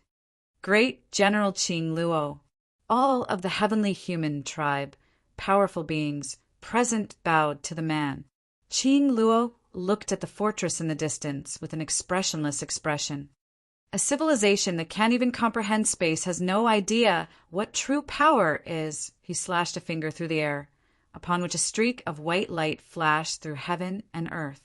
Heaven and earth seemed to have fallen silent at that moment in the southern region of the Hua Nation. Bright and radiant sunlight. The waves were white and the beach was soft, and Lin and Najah stood at the front of the army and carefully inspected the crack before them. The crack was over a dozen meters wide and over 100 meters long, and it was a vast expanse of inky black darkness. And Lin wanted to extend his hand into the crack, only to be obstructed by a peculiar barrier. This was clearly a passageway exclusively used by the heavenly human tribe, and it repelled all other living beings. Can we break through it with brute force? If we forcibly break it open, wouldn't that create a huge mess? A hesitant expression appeared on Lin's face. Right at this moment, a red light suddenly flashed from the starputer in his hand. An emergency signal? And Lin recalled what this signal represented. It seemed to be the highest level distress signal from the government. He immediately turned on the starputer, upon which a line of text appeared, as well as a set of coordinates. The Kuan-Luan battlefront is on the verge of collapse. Requesting all available reinforcements. Chapter 1800. The Dawn battleship was the strategic fortress of the Hua Alliance, one of the three major powers on Earth. It was the crystallization of countless cutting-edge military technologies and could easily destroy an entire nation, but it had been sliced in half by a single finger from Great General Qing Luo. The energy core of the Dawn battleship had also been sliced in half. The energy within the energy core went out of control, and the destructive power instantly destroyed the entire fortress. A mushroom cloud rose into the air, and heaven and earth tremored as flames soared into the sky, as if doomsday had arrived. Both the mecha operators and the scientists on the front line felt as if their faith had been completely shattered, and indescribable despair ensued. That male heavenly human must be a heaven pioneer stage cultivator to be referred to as a great general by the rest of the heavenly human tribe. This kind of power has already exceeded the limits of my imagination. Emojia's eyes were completely dejected. Impossible.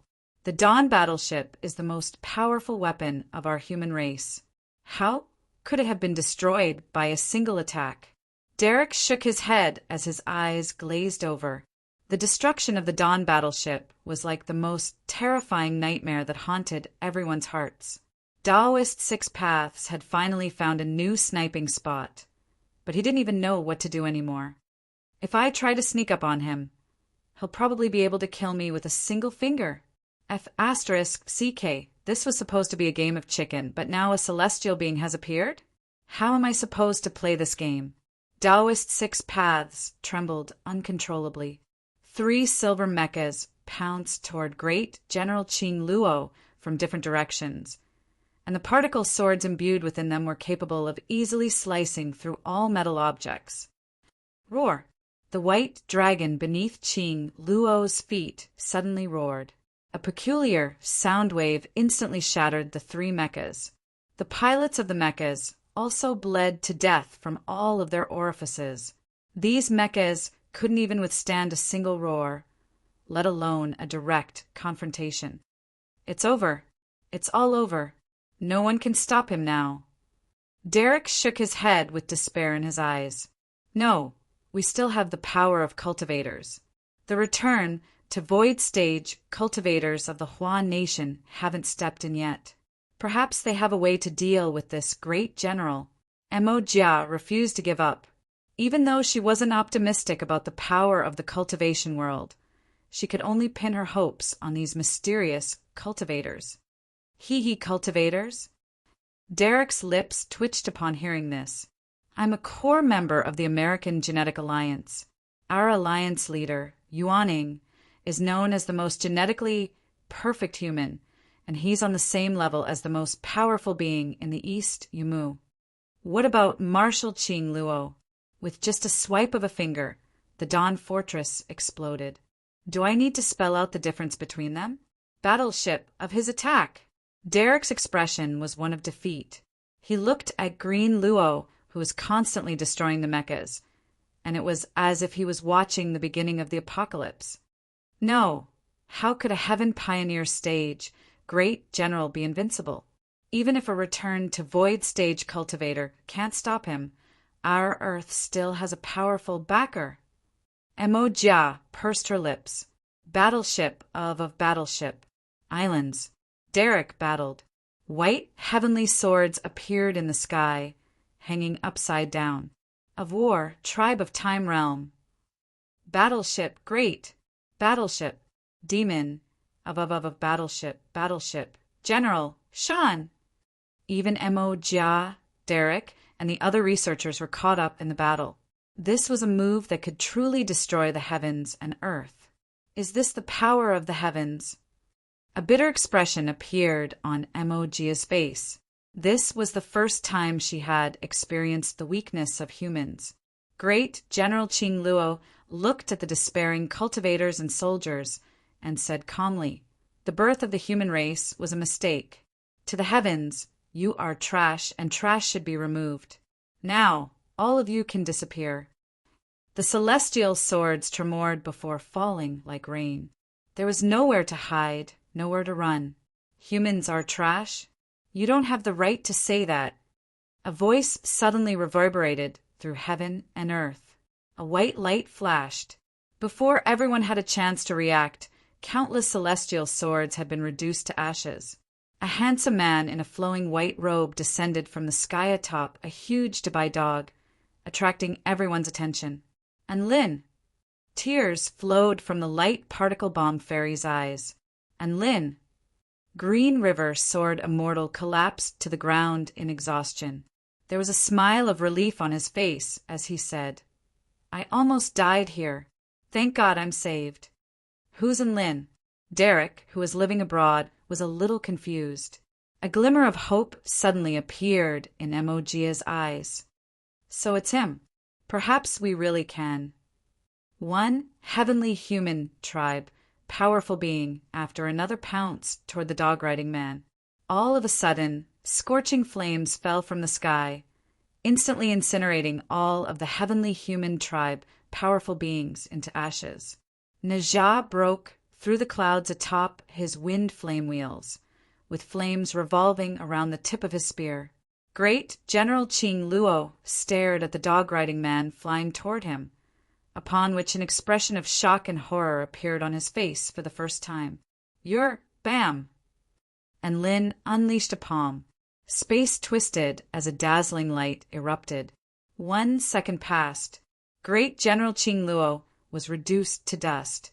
Peace and quiet suddenly returned to heaven and earth. Silence, deathly silence. Everyone's eyes widened as they stared blankly at the scenes unfolding before their eyes. The invincible, great General Qing Luo had just been slapped to death by Lin with a single palm. Great General Qing Luo destroying a fortress with a single finger was already astonishing enough. But now, Lin had insta-killed Great General Qing Luo with a single palm. Even the cultivators who were aware of Lin's identity felt like they were in a dream. They knew that Lin was bad *SS, but they didn't know that he was this bad *SS. This level of power had already exceeded their imaginations. The Taoist priest of the Six Paths was also dumbstruck. We were just talking about a celestial being, and now Masterin has popped up? I don't understand this world at all. Derek was the most astonished of all. He had always looked down on cultivation, and he believed that at the very most, one could only reach the soul source stage. Only through the development of science would one be able to attain unlimited possibilities. But now, Lin had taught him a lesson. A human could also have limitless possibilities and reach a level that was unimaginable to him. At this moment, the image of a white-robed man riding atop a giant dog had been deeply engraved into everyone's mind. And Lin focused his gaze, and all of the remaining heavenly human tribe, powerful beings, exploded on the spot. His gaze could kill. Everyone drew a sharp intake of breath. Bad asterisk SS. Chapter 1801. Sigh, it's a pity that I was too late. A forlorn expression appeared on Lin's face. He looked down at the corpses of cultivators, the shattered mechas, and the massive fortress that had been burned and melted. He hadn't been able to save any of this. Don't blame yourself, Lin. We've already done our best. It only took us less than a minute to get here from the moment we received the news.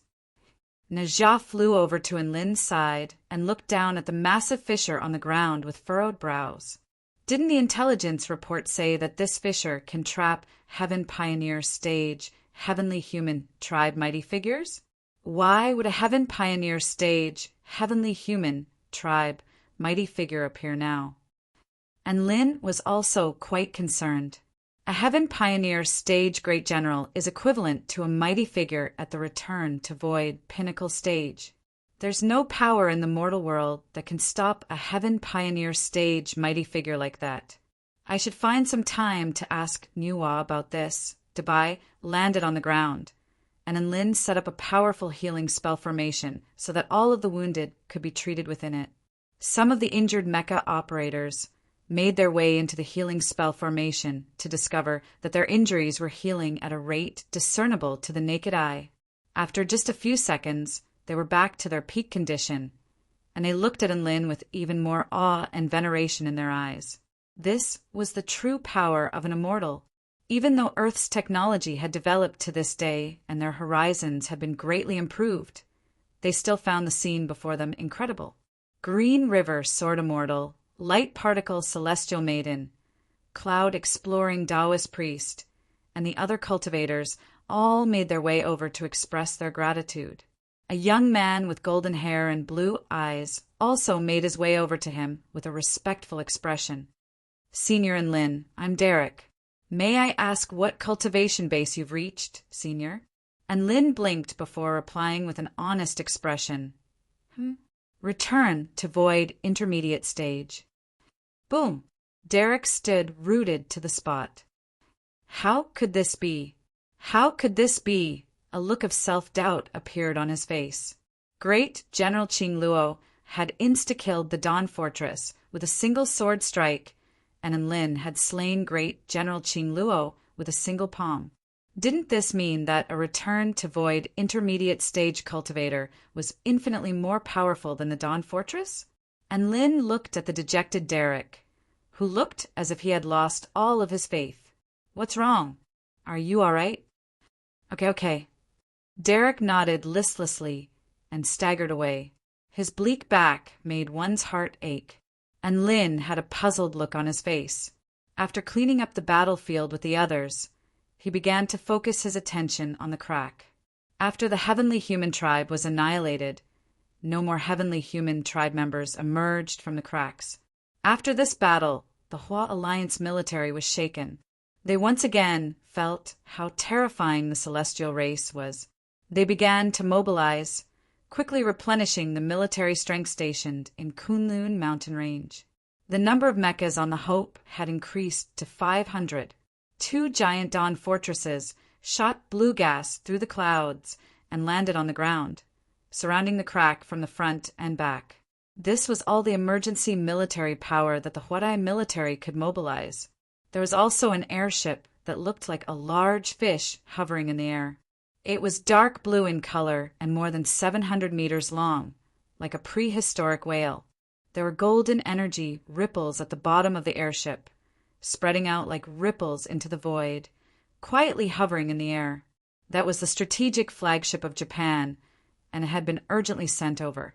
Great General Qinjingwa also arrived in person to express his gratitude to Lin for his timely rescue. Sigh, if only they had immediately asked you for help when the Heavenly Human Tribe attacked. Qinjingwa's expression was filled with rage and guilt. They were far too arrogant. They thought they could handle the situation on their own and only notified you when something happened to the Dawn Fortresses. It's not their fault. We didn't expect a Heaven Pioneer Stage Great General to appear on Earth either, and Lin said. Does Earth have a way to deal with a Heaven Pioneer Stage Great General? Qinjingwa asked, and Lin shook his head and heaved a sigh. A Heaven Pioneer Stage Great General can use spatial powers and other types of powers of the heavens. If you don't have a way to break through space, you won't even be able to hurt him. Chen Jingwa's expression was filled with concern. Sigh, we humans are still too weak. The only way is to summon Big Brother, and as soon as we encounter a Heaven Pioneer Stage Great General, woof! Dabai stuck out his tongue. And Lin, well... Chen Jingwa turned to Lin with a slightly sheepish expression. Don't worry, I'll be free during this period of time. I won't be leaving until I take care of the spatial crack on Earth, and Lin said with a smile. This pillar of the Hua Alliance military extended a grateful salute to Enlin. Thank you for your support, War God Enlin. I thank you on behalf of all humans on Earth. Enlin hurriedly helped him up. You're far too kind, General Qin. This is my home. On the Blue Whale airship, a petite figure descended from the sky. A woman in a red and white witch robe descended from the sky. She had a well-proportioned figure, extremely intricate features, and her long black hair was tied up with a red string. She held an inky black katana in her hand and stood before Enlin. Junior Ing Luoqing pays her respects to Senior Enlin. The witch's voice was soft and mellow as she extended a respectful salute to Enlin. Chen Jingwa immediately made an introduction upon seeing this. Ing Luoqing possesses the spiritual body and is a rare prodigy among the Japanese witches. At the same time, she is also the representative of the Japanese cultivation world. And Lin's expression remained unchanged as he nodded. Hello. He had never even heard of a spiritual body. Even a once-in-a-thousand-years beauty was already like this. So how could this once-in-a-thousand-years cultivator be like this? He was just a soul formation final stage cultivator anyway, so he wasn't worthy of his attention. Ing Luoqing was not displeased by Enlin's cold attitude. Instead, she couldn't help but sneak glances at him with her bright black eyes. She had heard that a terrifying being that could insta-kill the Dawn battleship was unable to withstand a single attack from this man. What kind of power was this? The Japanese were a race that revered powerful beings, and a man as ridiculously powerful as Enlin was extremely alluring to her. Senior Enlin, I am the representative of the Japanese cultivation world. If you want to mobilize our forces, feel free to let me know. Ing Luoqing spoke in fluent Mandarin. Her voice was still cold and aloof, and she was trying to repress the agitation in her heart. And Lin was quite intrigued to hear this. Oh, Ing, how many cultivators does the Japanese have? Ing Luoqing faltered initially before a blush appeared on her face, but she still forced herself to remain calm. I currently have 5 soul formation stage cultivators, 22 spirit nurturing stage cultivators, 100 high-rank Dao body stage cultivators, and over 600 low-rank Dao body stage cultivators at my disposal, and Lin nodded with a thoughtful expression. This lineup, it wasn't even enough for him to slap her in the face. All right, I understand. I'll let you know when I need your help. You can go now, and Lin said with a warm smile. Yes. Ing Luoqing retreated with a hint of disappointment in her eyes. Chapter 1802. And Lin reported what had happened on Earth to the Celestial Court. At the same time, he also told White Spirit Snake and Black Spirit Snake about what had happened on Earth. Black Spirit Snake told him that she would immediately inform Nuwa of the situation and ask him to stabilize the situation on Earth. And Mingchuan and some of his friends were all on Earth. So Enlin was naturally not going to leave them, so he immediately agreed. If worst came to worst, he would have to send them to the 4-9 Immortal Sect. Peace and quiet resumed. Of course, this was only because his life had returned to normal. After this incident, The higher-ups of the Earth United Army were extremely panicked as they discovered that they had lost the ability to protect themselves. The technological prowess that they were so proud of had been completely obliterated in the face of the heavenly, human tribe great generals. This was an extremely heavy blow to their morale. The impact of this battle was no less than that of the fall of the European Union. On the Kuen-Luen battlefront, the daylight lantern hung high in the night sky, illuminating the surrounding area. An electromagnetic defense net enshrouded an area with a radius of over 500 kilometers. Not even a mosquito would be able to trespass into this restricted area. And Lin, Dabai, and Najah, the three immortal ambassadors of the Celestial Court, were squatting beside the crack with solemn expressions. And Lin, hurry up and kill this Najah for me. He's too fat. We have to kill him first. Woof. Dabai's claws transformed into afterimages as he slammed them into the holographic screen before him. On the screen, true Lord Erlang threw up mouthfuls of blood from Najah's attacks. Don't worry, I'm coming. And Lin manipulated the image of Chang, who was countless times uglier than the Chang, in his mind, and he swung his heavenly blades relentlessly toward the agile Najah. Hee, you think you can do that? Trash. Najah chuckled coldly as he slammed his fingers onto the keyboard.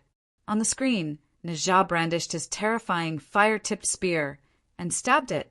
Splat. True Lord Erlang and Chang, you were both stabbed to death. The word failure appeared on Dabai and in Lin's screens.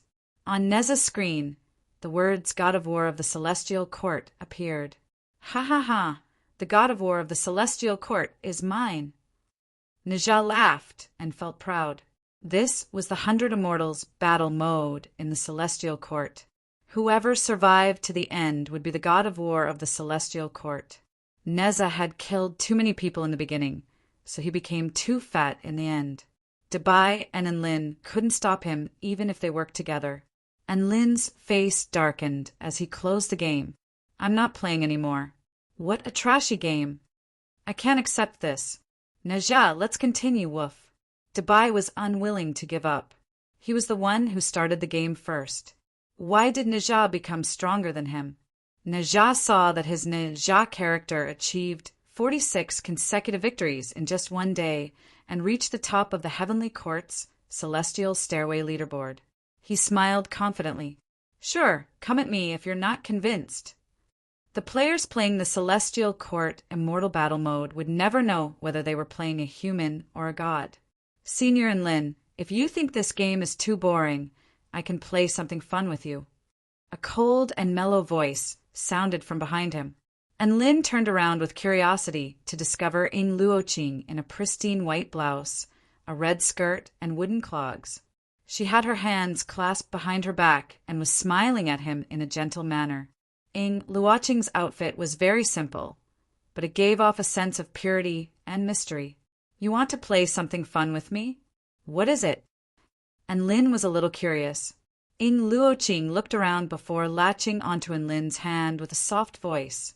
This isn't a good place. Let's go over there. She dragged Enlin to her private campsite as she spoke. Dabai and Neza pressed their starpeter watches in silence. I'm suddenly feeling a little uncomfortable, Neza said. Why was it that only Enlin had a date with such a beautiful and adorable girl while they were playing games here?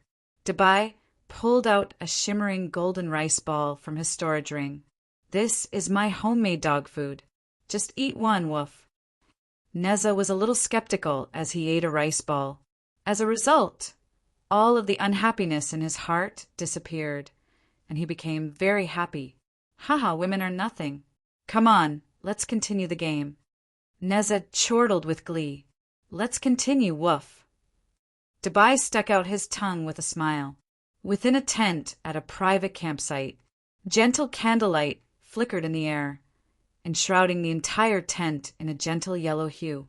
There were some simple daily necessities laid out casually, and there was an adorable bed to the left of the entrance with a pink blanket thrown open. There was also a refreshing fragrance wafting through the air, which was very similar to Ing Luoqing's body scent, giving one a very comfortable and eager feeling. Why did you bring me here? Why do you have to avoid other people? And Lin asked with a perplexed expression. And Lin, San, I've already set up a spell formation here that can isolate us from the outside world. Ing Luoqing approached Lin, and her lips opened and closed like pink flower petals as she exhaled a fragrant scent. And Lin could sense that the spell formation Ing Luoqing had set up could be broken with a single sneeze. A faint blush appeared on Ing Luoqing's flawless features, and she scolded. And Lin, Sen really likes to play dumb. So we can play a fun game now. She suddenly extended a hand and untied the red sash around her slender waist. The red and white witch dress was affected by the gravitational pull, and it fell off along her pristine white skin, revealing her exquisite body. And Lin was dumbstruck. Ing Luoqing wasn't wearing anything underneath her clothes. No, that wasn't the point. The point was, why was she taking off her clothes? And Lin San, Ing Luoqing murmured in a gentle voice as she strode forward with her well-proportioned legs. Her skin glowed with an alluring luster under the candlelight, and it was smooth and supple without a single trace of excess flesh. And Lin was given a fright, and he instinctively pushed Ing Luoqing away at the sight of her trying to take off his clothes. As for accidentally pressing down on any sensitive areas, that was not something that he could react to in time. Ing Luoqing didn't expect Lin to push her away, and she was unable to react in time before she was pushed to the ground. She faltered momentarily before a blush appeared on her face. Could it be?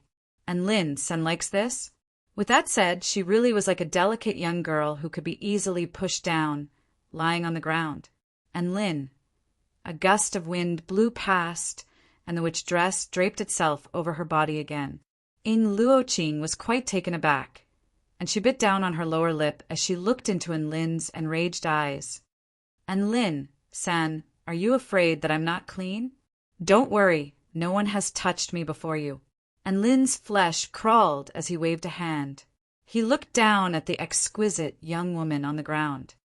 What are you doing? I don't think I'm attractive enough for you to throw yourself at me. No, this isn't just throwing herself at me, this is already. And Lin gritted his teeth as he looked at the soft, supple skin peeking out from beneath the witch dress. This is the first time we've met. In all of his life, this was the first time he had encountered something like this. Even the Japanese action movies he watched a long time ago didn't have such bizarre plot developments. And Lin knew that Ing Luoqing bore no ill will toward him. If she had, she would have already been reduced to a pile of ashes. So that's what you're curious about. I knew my charm wasn't low enough for you to throw yourself at me, only to be rejected. Ing Luoqing heaved a sigh of relief. She looked at Lin with a blush on her face. I have a spiritual body that only appears once every 1,000 years in the Japanese witch tribe. If I mate with a powerful being, I may be able to break through the final shackles and reach the return to void stage. And Lin, you are the most powerful man I have ever seen, and I am willing to give my first time to you. That's the reason? And Lin was astonished. Ing Luoqing nodded with a blush on her face. That's right, so, and Lin, don't have asterisk king take advantage of me. And Lin roared. Boom! Ing Luoqing's body shuddered, as if she had just witnessed the wrath of a heavenly god. The kind of supreme and imposing aura made her tremble uncontrollably, and an unknown liquid unconsciously flowed down her lower body.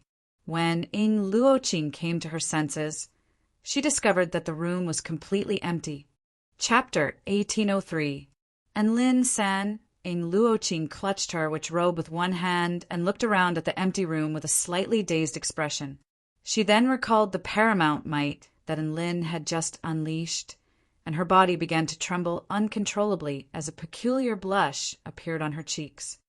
So powerful, she murmured to herself, near the crack, and Lin returned to his base. Dabai and Najah were both quite taken aback by Lin's quick return. Big brother, you're way too fast.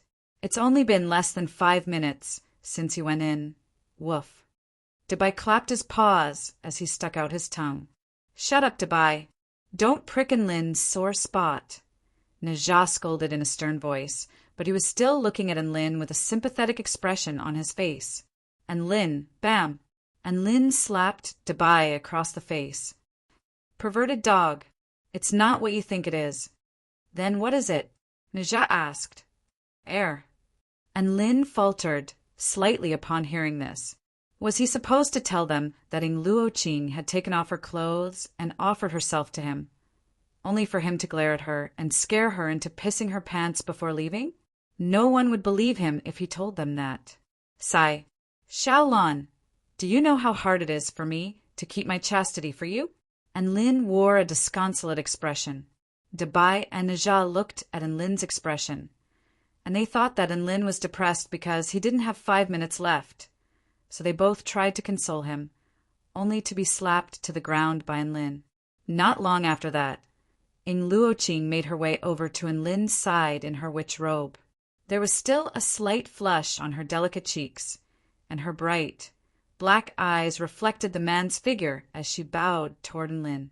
Enlin-san, I apologize for my previous recklessness. Enlin waved his hand and said, Yes, just this once. Actually, if you change your mind, Enlin-san, you can come and find me at any time. I'll be waiting for you. Ing Luoqing lowered her head as she spoke in a quiet voice. Her breathing was a little ragged, and one could see her exquisite collarbone and smooth skin through her loose witch robe. After saying that, she didn't wait for Enlin's reply and turned to leave, leaving Enlin standing there in the wind. Enlin! Dabai and Neza finally believed him. Things were indeed not what they had imagined. However, looking at it this way, why was the matter even more explosive? All right, let's play the game. Enlin said. Dabai and Neza immediately raised their hands in agreement. They had already ascertained that an extremely powerful heavenly god had forcibly broken through the barrier of earth, just like how the heavenly heaven god had broken through Tina's divine mirror world. However, this time the rift was extremely stable and showed no signs of shrinking. Instead, it was growing larger and larger, creating a passageway for heavenly human tribe, powerful beings to pass through. Nuwa's fortification of the barrier of earth could only slow down the expansion of the rift, but it was unable to stop it. Nuwa was the goddess of creation of this world, so it was up to her to resolve this issue. They were still waiting for Nuwa's decision, so they could only kill time with games. Let's play another game, Neza suggested. I'm sick of this game. His Celestial Court Immortal Battle had already reached the #1 spot on the Celestial Stairway rankings. The loneliness of being invincible made him want to explore new territories. Let's play this exciting battlefield. And Lin pointed at a game icon. This was a game that he was very familiar with, but he didn't know what it had become after over 100 years of development. The three of them quickly created new accounts. One was called Fake Taoist Priest, one was called Dabai is Pure, and one was called Neza is a Noob. Thus, they began their journey to exciting battlefield.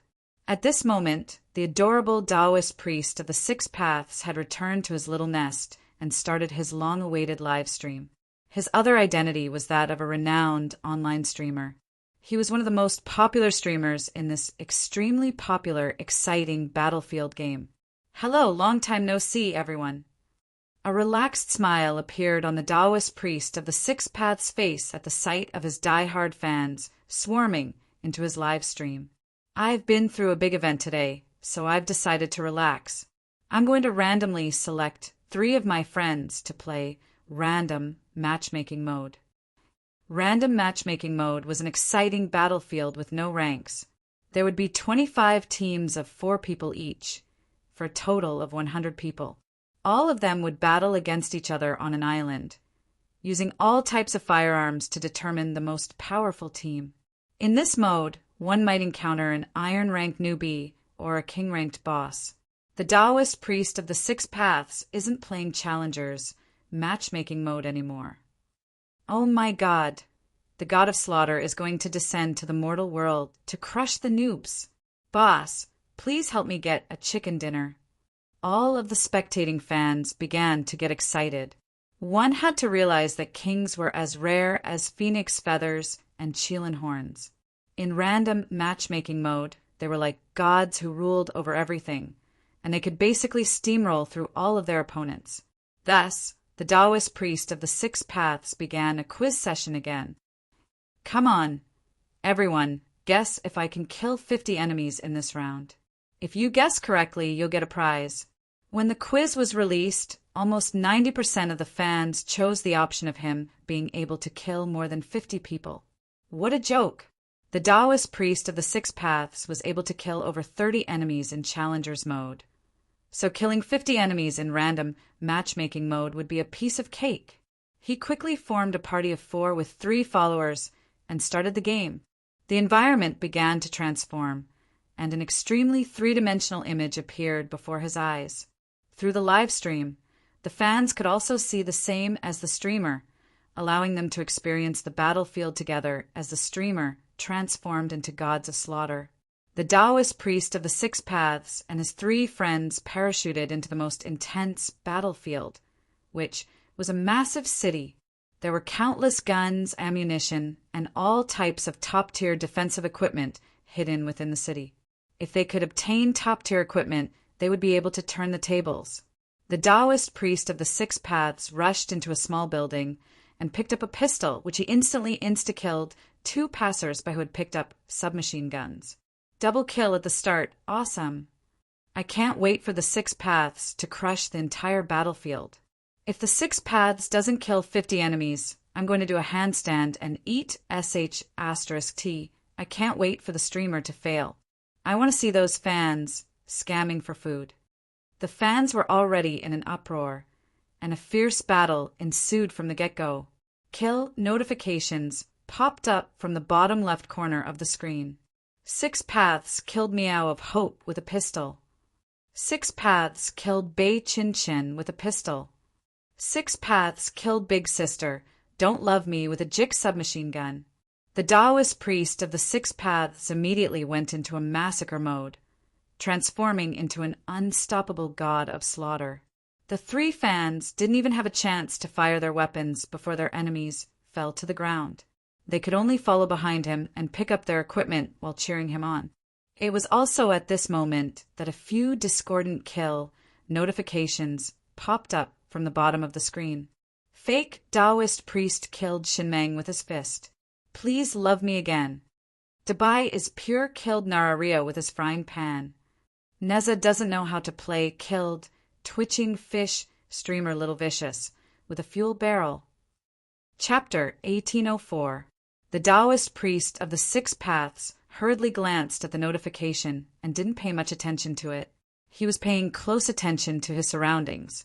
At a time like this, he still had to kill 50 people in a row, so every second was extremely important. However, the attentive fans all noticed this and began to yell, "Holy F*** CK. Fake Taoist priest killed his opponent with his fist? That's not bad.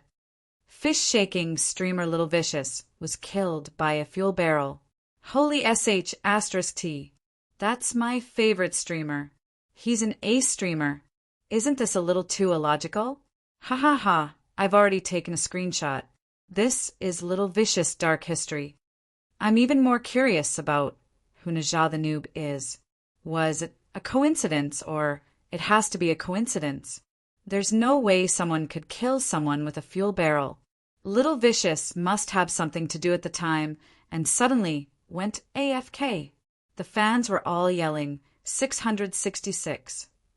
The Taoist priest of the Six Paths thought that the fans were yelling 666, and he became even more enthusiastic. Like a ghost, he shuttled through the streets of the city, relying on his extremely powerful detection skills, superb awareness, and extremely fast aiming. He controlled his gun and fired continuously, making him invincible on the battlefield. As for picking up equipment, that was non-existent. His enemy's equipment was his equipment. His enemies were all coming to him to deliver loot crates to him. So he didn't have to waste time looking for equipment. Everything was progressing very smoothly, and his kill count soon exceeded 30. The blue circle began to shrink, and all characters within its range would be poisoned.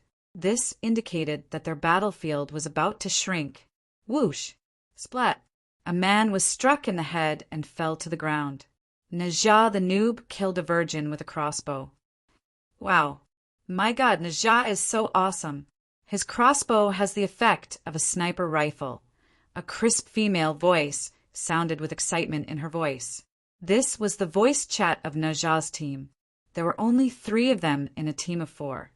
So a girl by the name of Chi-Chi was randomly assigned to their team. Chi-Chi was a platinum-ranked expert. When she saw her 3 iron-ranked teammates, she instantly lamented that she was done for. It was another round of 1 god leading 3 pitfalls. It wasn't until she saw the 3 of them using all kinds of exotic weapons that she finally realized that she had met an expert that was much stronger than her. This was definitely 3 war gods, starting Smurfs to experience life. In a townhouse in the capital, dressed in loose bear pajamas, she had a fair face, bright eyes, and white teeth.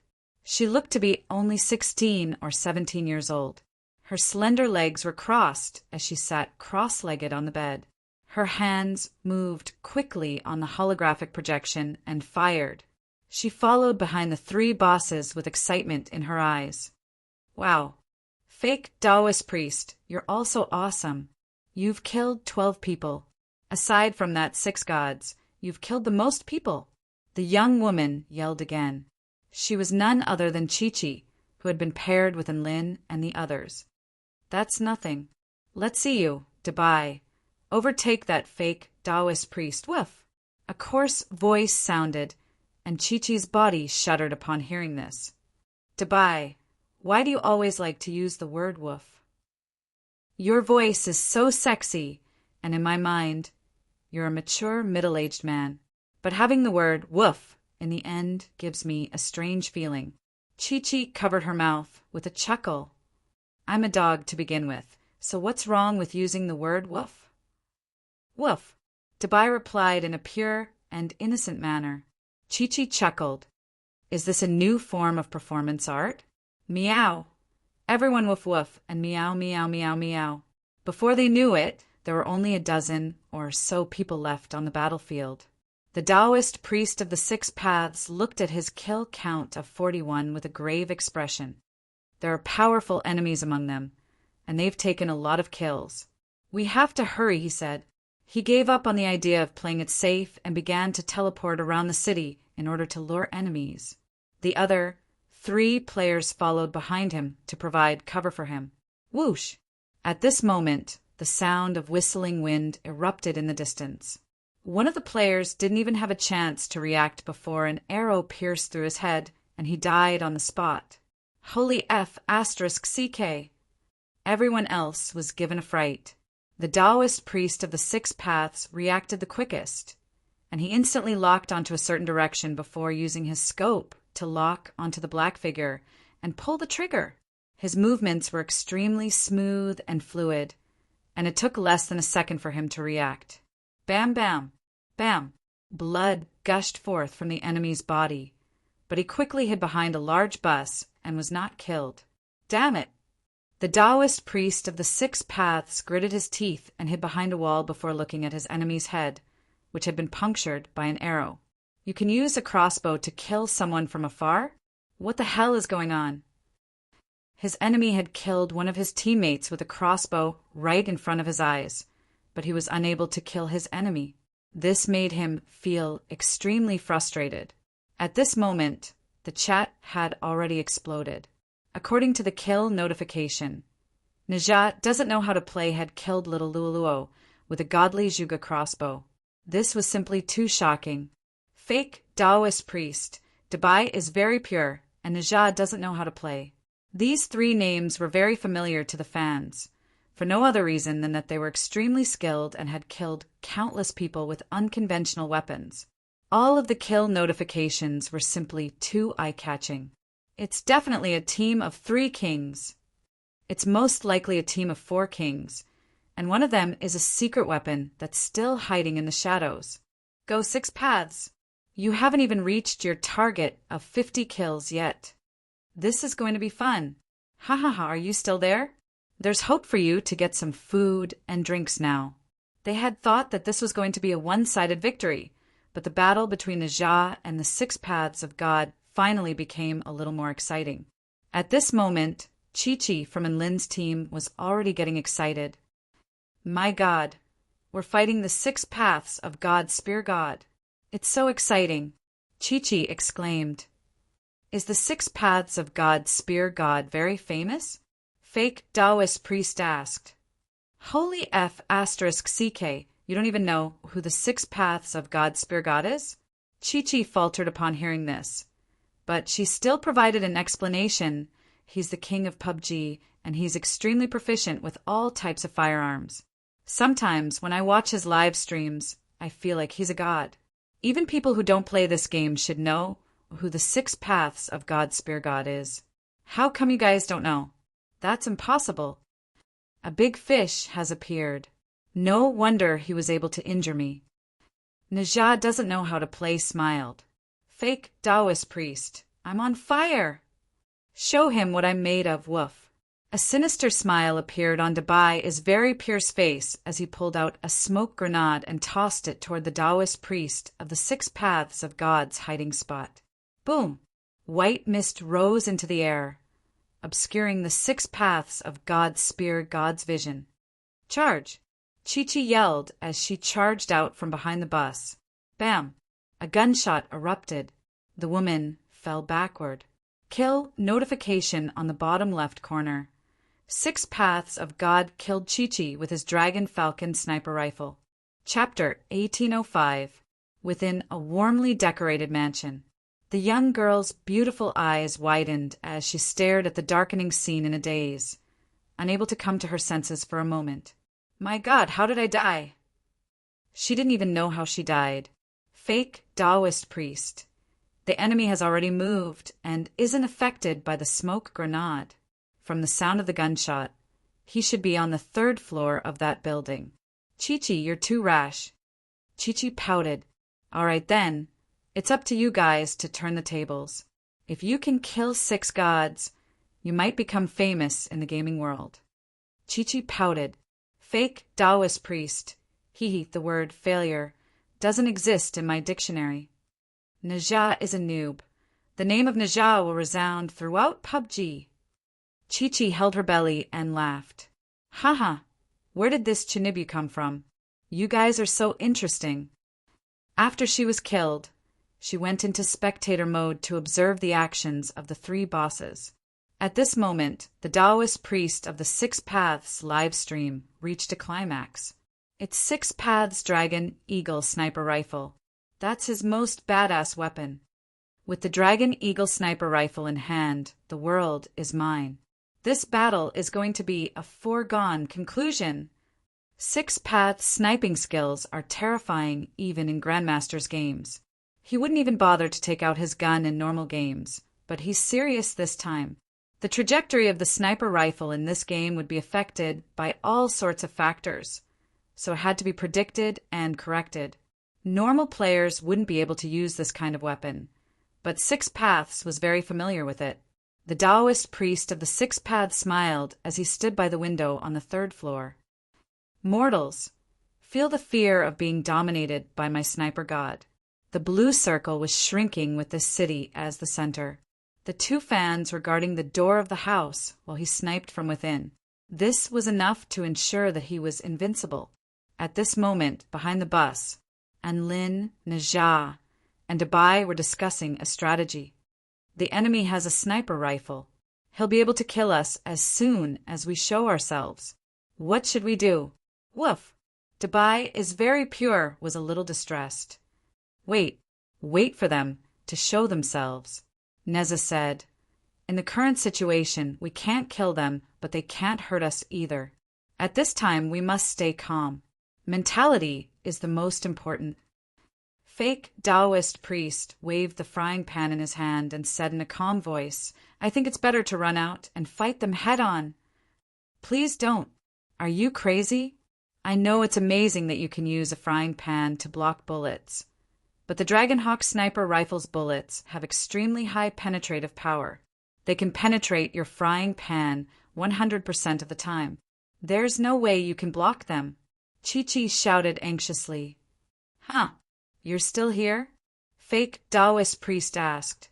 Chi-Chi was so enraged that she almost tore off her teddy bear pajamas. Fake Taoist priest is going too far. I'm not a noob. I'm a platinum rank powerful being. Huh? A platinum ranked expert? You don't seem to have killed a single person. You've been following us this entire time. Fake Taoist priest replied in an indifferent voice. Chi-Chi was on the verge of tears. It's all because you guys killed them too quickly. I didn't even have a chance to react before the enemies were already dead. All right, enough with the nonsense. I just want to ask, how do you know that the frying pan can't block sniper rifle bullets? Fake Taoist priest was clearly extremely confident in his frying pan. Chi-Chi's eyes widened. Isn't that common sense? Everyone who has played this game knows this. It's not like this is your first time playing this game. Fake Taoist priest, it's our first time playing this game. That's right, that's right. Neza chimed in. Chi-Chi. There was no way she would believe them. If this was their first time playing this game, she would even run around naked on the streets. Chi-Chi's words reminded Lin that his frying pan wasn't omnipotent.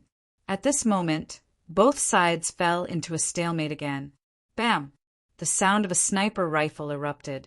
System notification. 6 Paths killed Kill Me is a pig with the Dragonhawk sniper rifle.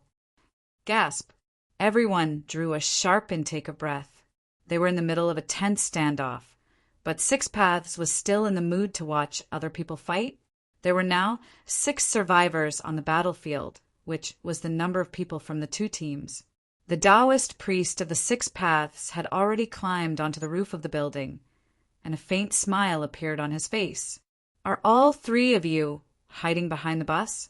And a frying pan pops up from time to time to try and exhaust my bullets? How naive. I'll show you why I'm known as the true marksmanship god. Even though the sniper rifle only has 7 bullets, it's more than enough. He no longer looked at the frying pan that would pop out from time to time. Instead, he aimed at the bottom of the bus and gently pulled the trigger. Bam! The bullet tore through the air and punctured a massive hole in the bus. It struck something hard within the bus and didn't completely penetrate through, but the bus still began to tremor violently. All of the fans in the live stream channel faltered upon seeing this.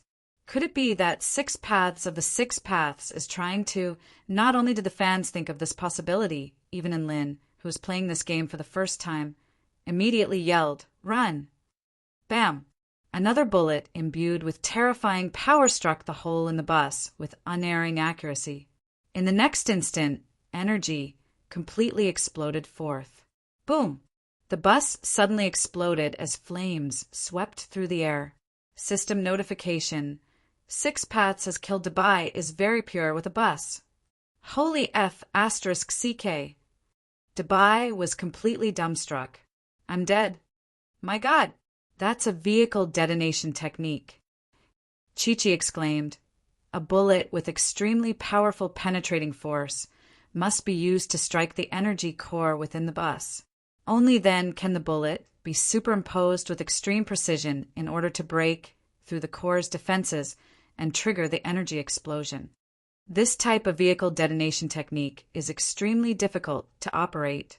I didn't think that I would be able to experience 6 Paths vehicle detonation technique in my lifetime. Chi-Chi spoke with excitement. Fake Taoist priest's expression darkened. You died a long time ago. Experience my A***. Look at how excited you are. Whose side are you on? Chi-Chi's voice faltered upon hearing this, and she scratched her head with a sheepish smile. I'm sorry. I was too excited just now. Fake Taoist priest and Aja are very good players were only injured by the explosion because they ran away quickly. They borrowed the cover of the explosion to quickly run into another building. Forming a straight line with 6 Paths, 6 Paths had no time to pay attention to all of the fans in the live stream channel. He was paying close attention to all of the enemy's actions, and he naturally also noticed fake Taoist priest and Najah running into that building. Very good reaction speed. However, I still have 5 bullets, and that's more than enough to kill the 2 of you. I'll definitely be the one to survive in the end. Chapter 1806. The 6 Paths displayed his invincible dominance on the battlefield with his Dragon Falcon sniper rifle in hand. Each and every bullet was perfectly executed. This was the marksmanship god who struck fear into the hearts of all Emperor-level enemies. Which direction will he launch a surprise attack on me from next? The balcony? The rooftop? Or those 4 windows? The 6 Paths' eyes were as sharp as an eagle's as he quickly searched for the enemy's location. All of a sudden, a black shadow appeared from the door leading to the rooftop. The Taoist priest of the 6 Paths was extremely fast, and he instantly aimed before pulling the trigger without any hesitation. He had even predicted the enemy's movement trajectory in advance. Bam! The bullet left the chamber. The inky black bullet struck the black shadow, and sparks flew in all directions. The Taoist priest of the 6 Paths' pupils contracted. This black shadow wasn't an enemy. It was a frying pan. Right at this moment, 2 figures sprinted toward the rooftop like lightning before leaping into the air at an extremely fast speed and landing on a nearby building. They were trying to close in on Lin while his sniper rifle was reloading. "Cover me!" the Taoist priest of the 6 Paths roared. The 2 spectators had already made it to the rooftop, and one of them fired his rifle while the other pulled out a high-explosive grenade. However, the 2 of them were extremely fast, and the spectator's rifle was completely unable to keep up with them. And Lin was able to deflect some of the bullets with his frying pan, which already had a hole in it. This incredible scene had all of the spectators astonished. Whoosh! Najah is not good at playing unleashed an arrow from his crossbow, which tore through the air and exploded the head of a spectator who was unable to evade in time. Kill notification. Najah is not good at playing Killed Me with Fu Yanjia using the godly Zhuge crossbow. Holy F asterisk CK. He's jumping around and exploding the head with a crossbow at the same time. What kind of godly skill is this? Oh my god, which big boss's sock puppet is this? That's insane. None of the Emperor-level streamers I've seen are like this. All of the spectators in the stream were completely dumbstruck. They didn't know what to say aside from yelling, 666. Chi-Chi was screaming with excitement, and Najah couldn't help but mute her voice. At this time, the last fanbase player had already thrown a high, explosive grenade at the opponent. The grenade will explode in 6 seconds, and he's already been holding it for 3 seconds. Fake Taoist priest murmured to himself as he switched from his frying pan to his handgun before firing a shot at the grenade in the air. The bullet struck the grenade in midair, and sparks flew as the grenade changed direction to fly toward the Taoist priest of the 6 Paths F asterisk CK. The fanatic who threw the grenade was dumbfounded. What the hell was going on? Was he using a cheat code? The Taoist priest of the 6 Paths immediately dove to the side. Rumble! An earth-shattering explosion came from the rooftop. Rubble flew everywhere, and the surroundings became a sea of fire. Kill notification. Fake Taoist priest killed my boyfriend with a grenade. Diabetes caused me to have cavities. At this point in the battle, everyone was already dumbfounded. An extremely urgent situation could test the quality of a top expert. The Taoist priest of the 6 Paths gripped the handle of his sniper rifle tightly in one hand while holding his spear in the other. His eyes were extremely sharp, and he aimed through the flames and smoke toward the leaping Najah before pulling the trigger. This sequence of actions took less than half a second. Najah leaped into the air to gain the vision of the Taoist priest of the 6 Paths, who was lying on his side on the rooftop. A crimson arrow tore through the air from the godly Zhuge crossbow. Bam! Whoosh! The inky black bullet and the crimson arrow tore through the air at the same time, leaving lethal trajectories in their wake. Then they collided together, blossoming with black and scarlet light, exploding and interweaving. This was something that had never happened in the history of the game. All of the fans and the Taoist priest of the Six Paths were completely dumbstruck. The sound of something shattering erupted. The arrow was destroyed by the tough sniper bullet. F***CK. Naja is a noob cursed as a bloody hole appeared in his head. A kill notification popped up. The Six Paths killed Naja is a noob with his Dragon Falcon sniper rifle. Naja finally died because the bullet wasn't tough enough.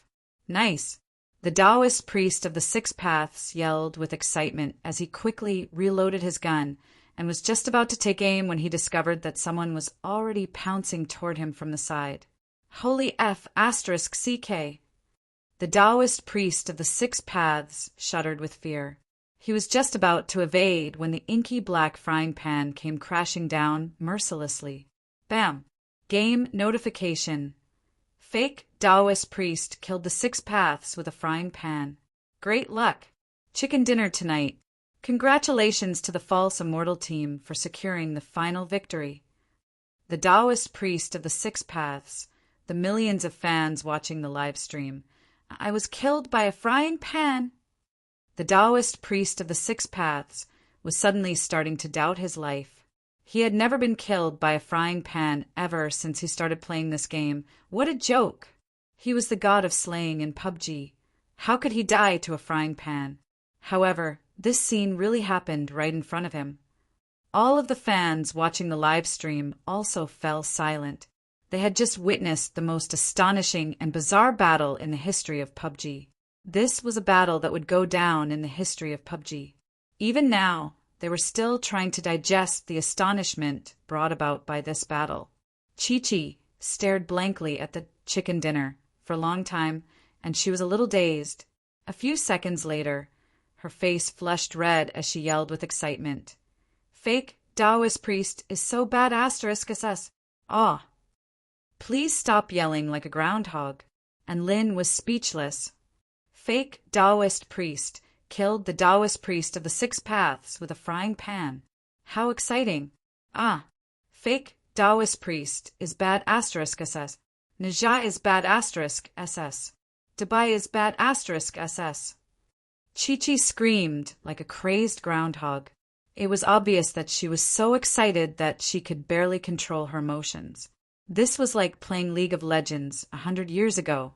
You and 4 bronze rank players were matched up against Faker's team. You thought you were dead for sure, but in the end, you were led by 4 bronze rank players and defeated the opposing team with an extremely bizarre lineup. This was an indescribable sense of shock that made her want to run naked on the streets. Outside, a beautiful woman suddenly burst through the door upon hearing Chi-Chi's cries. Chi-Chi, are you still playing games? Hurry up and rest. You still have classes tomorrow. The beautiful woman chided. Mommy, I met a few very powerful teammates. They even defeated the Six Paths sniper god. They're super bad *SS. Chi-Chi's face was flushed with excitement as she waved her little hands through the air. The beautiful woman's expression immediately darkened. What the hell are you talking about? Stop playing games with these shady people and get some rest. Chi-Chi pursed her pink lips and muttered, There's a generation gap. She looked at the time to find that it was already past midnight, so she could only reluctantly say, Fake Taoist priest Naja, Dubai, I still have classes every day, so I have to log off now. It's already so late. Are you guys still not going to bed? We're going to play games all night. Fake Taoist priest replied. Are you all internet addicts? That's not good for your health. Chi-Chi's brows furrowed. Fake Taoist priest replied with a resigned expression. We have no choice. We have to protect Earth and block off our enemies. We can't slack off at all times. Huh. Chi-Chi chortled with glee as she kicked her blanket a few times. That's a really weird excuse, but it suits your style. Let's add each other as friends and fly together. I have a lowly voice, I know how to whine, I know how to act cute, and I know how to yell 666, Chi-Chi pleaded in a soft voice. And Lin and the others didn't really mind, so they added each other as friends. Chi-Chi happily said good night and went to sleep soundly. What a marvelous game! She clutched onto her blanket, revealing only her little head as she sighed with emotion. Chapter 1807. Deep within the Kunlun mountain ranges, 2 humans and 1 dog sat around a massive crack with a starpeter in each of them. That was terrible. We almost screwed up. Woof. Dubai sighed with emotion. It couldn't be helped. We encountered the god of slaughter in a random game. It's already very impressive that we were able to secure a narrow victory.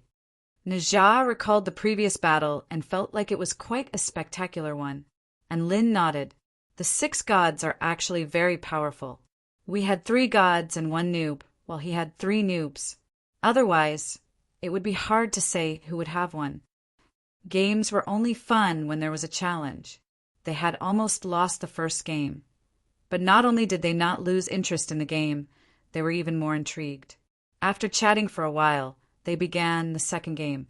Elsewhere in the Hua Nation, the Taoist priest of the 6 paths ignored the livestream channel. He stared blankly at fake Taoist priest. Najah doesn't know how to play, and Dubai is very pure. For some reason, these 3 IDs reminded him of a certain powerful figure in the Cultivator group. He had initially thought that it was a coincidence that they shared the same name. However, that monstrous control and reaction speed, as well as the fact that there was only 1 game, as well as the name Najah, all of this pointed to a certain possibility. The Taoist priest of the 6 paths was suddenly enlightened. F***CK. So I was defeated by someone like this? I can brag about it for the rest of my life if I almost beat that guy. With this in mind, the Taoist priest couldn't help but chuckle to himself. He was clearly in a very good mood. He restarted his live stream. His fans thought that he would be very dejected after being slapped to death by the frying pan. But to their surprise, he was in a very good mood, as if he had just won the lottery. All of the fans were dumbstruck, and they suddenly felt like this Taoist priest of the 6 paths was in a very good mood. The night passed by slowly. Another peaceful day passed by. The heavenly human tribe's attacks had slowed down, and there were only a few heavenly human tribe cultivators who would emerge to test the waters. As for a large-scale attack, they had yet to appear. Is Nuwa still not out yet? Neza yawned. The red armillary sash behind him turned into a recliner, and he lay on it lazily. This matter involves the invasion of the heavenly Tao, and the heavenly human tribe is determined to obtain the humans on Earth. No matter how Nuwa deals with it, she has to be cautious. It's understandable that her progress is a little slow. And Lin basked in the morning sun as he held a bottle of immortal-grade fruit wine in a lotus leaf container in his hand, sipping it with relish. In Luoqing was patrolling around Kunlun Mountain with a group of Japanese cultivators. After a round of patrolling, he didn't forget to greet Lin with a smile, as if nothing had happened last night. Outside the aqua-blue planet, the 88 starships began to pass by the moon. The moon was no longer mysterious to humans on Earth. It was just a large, bumpy satellite. As the saying goes, distance makes the heart grow fonder. Looking at the moon from Earth, it was like a white, flawless disk. But from a close distance, it was just a stone ball full of dents.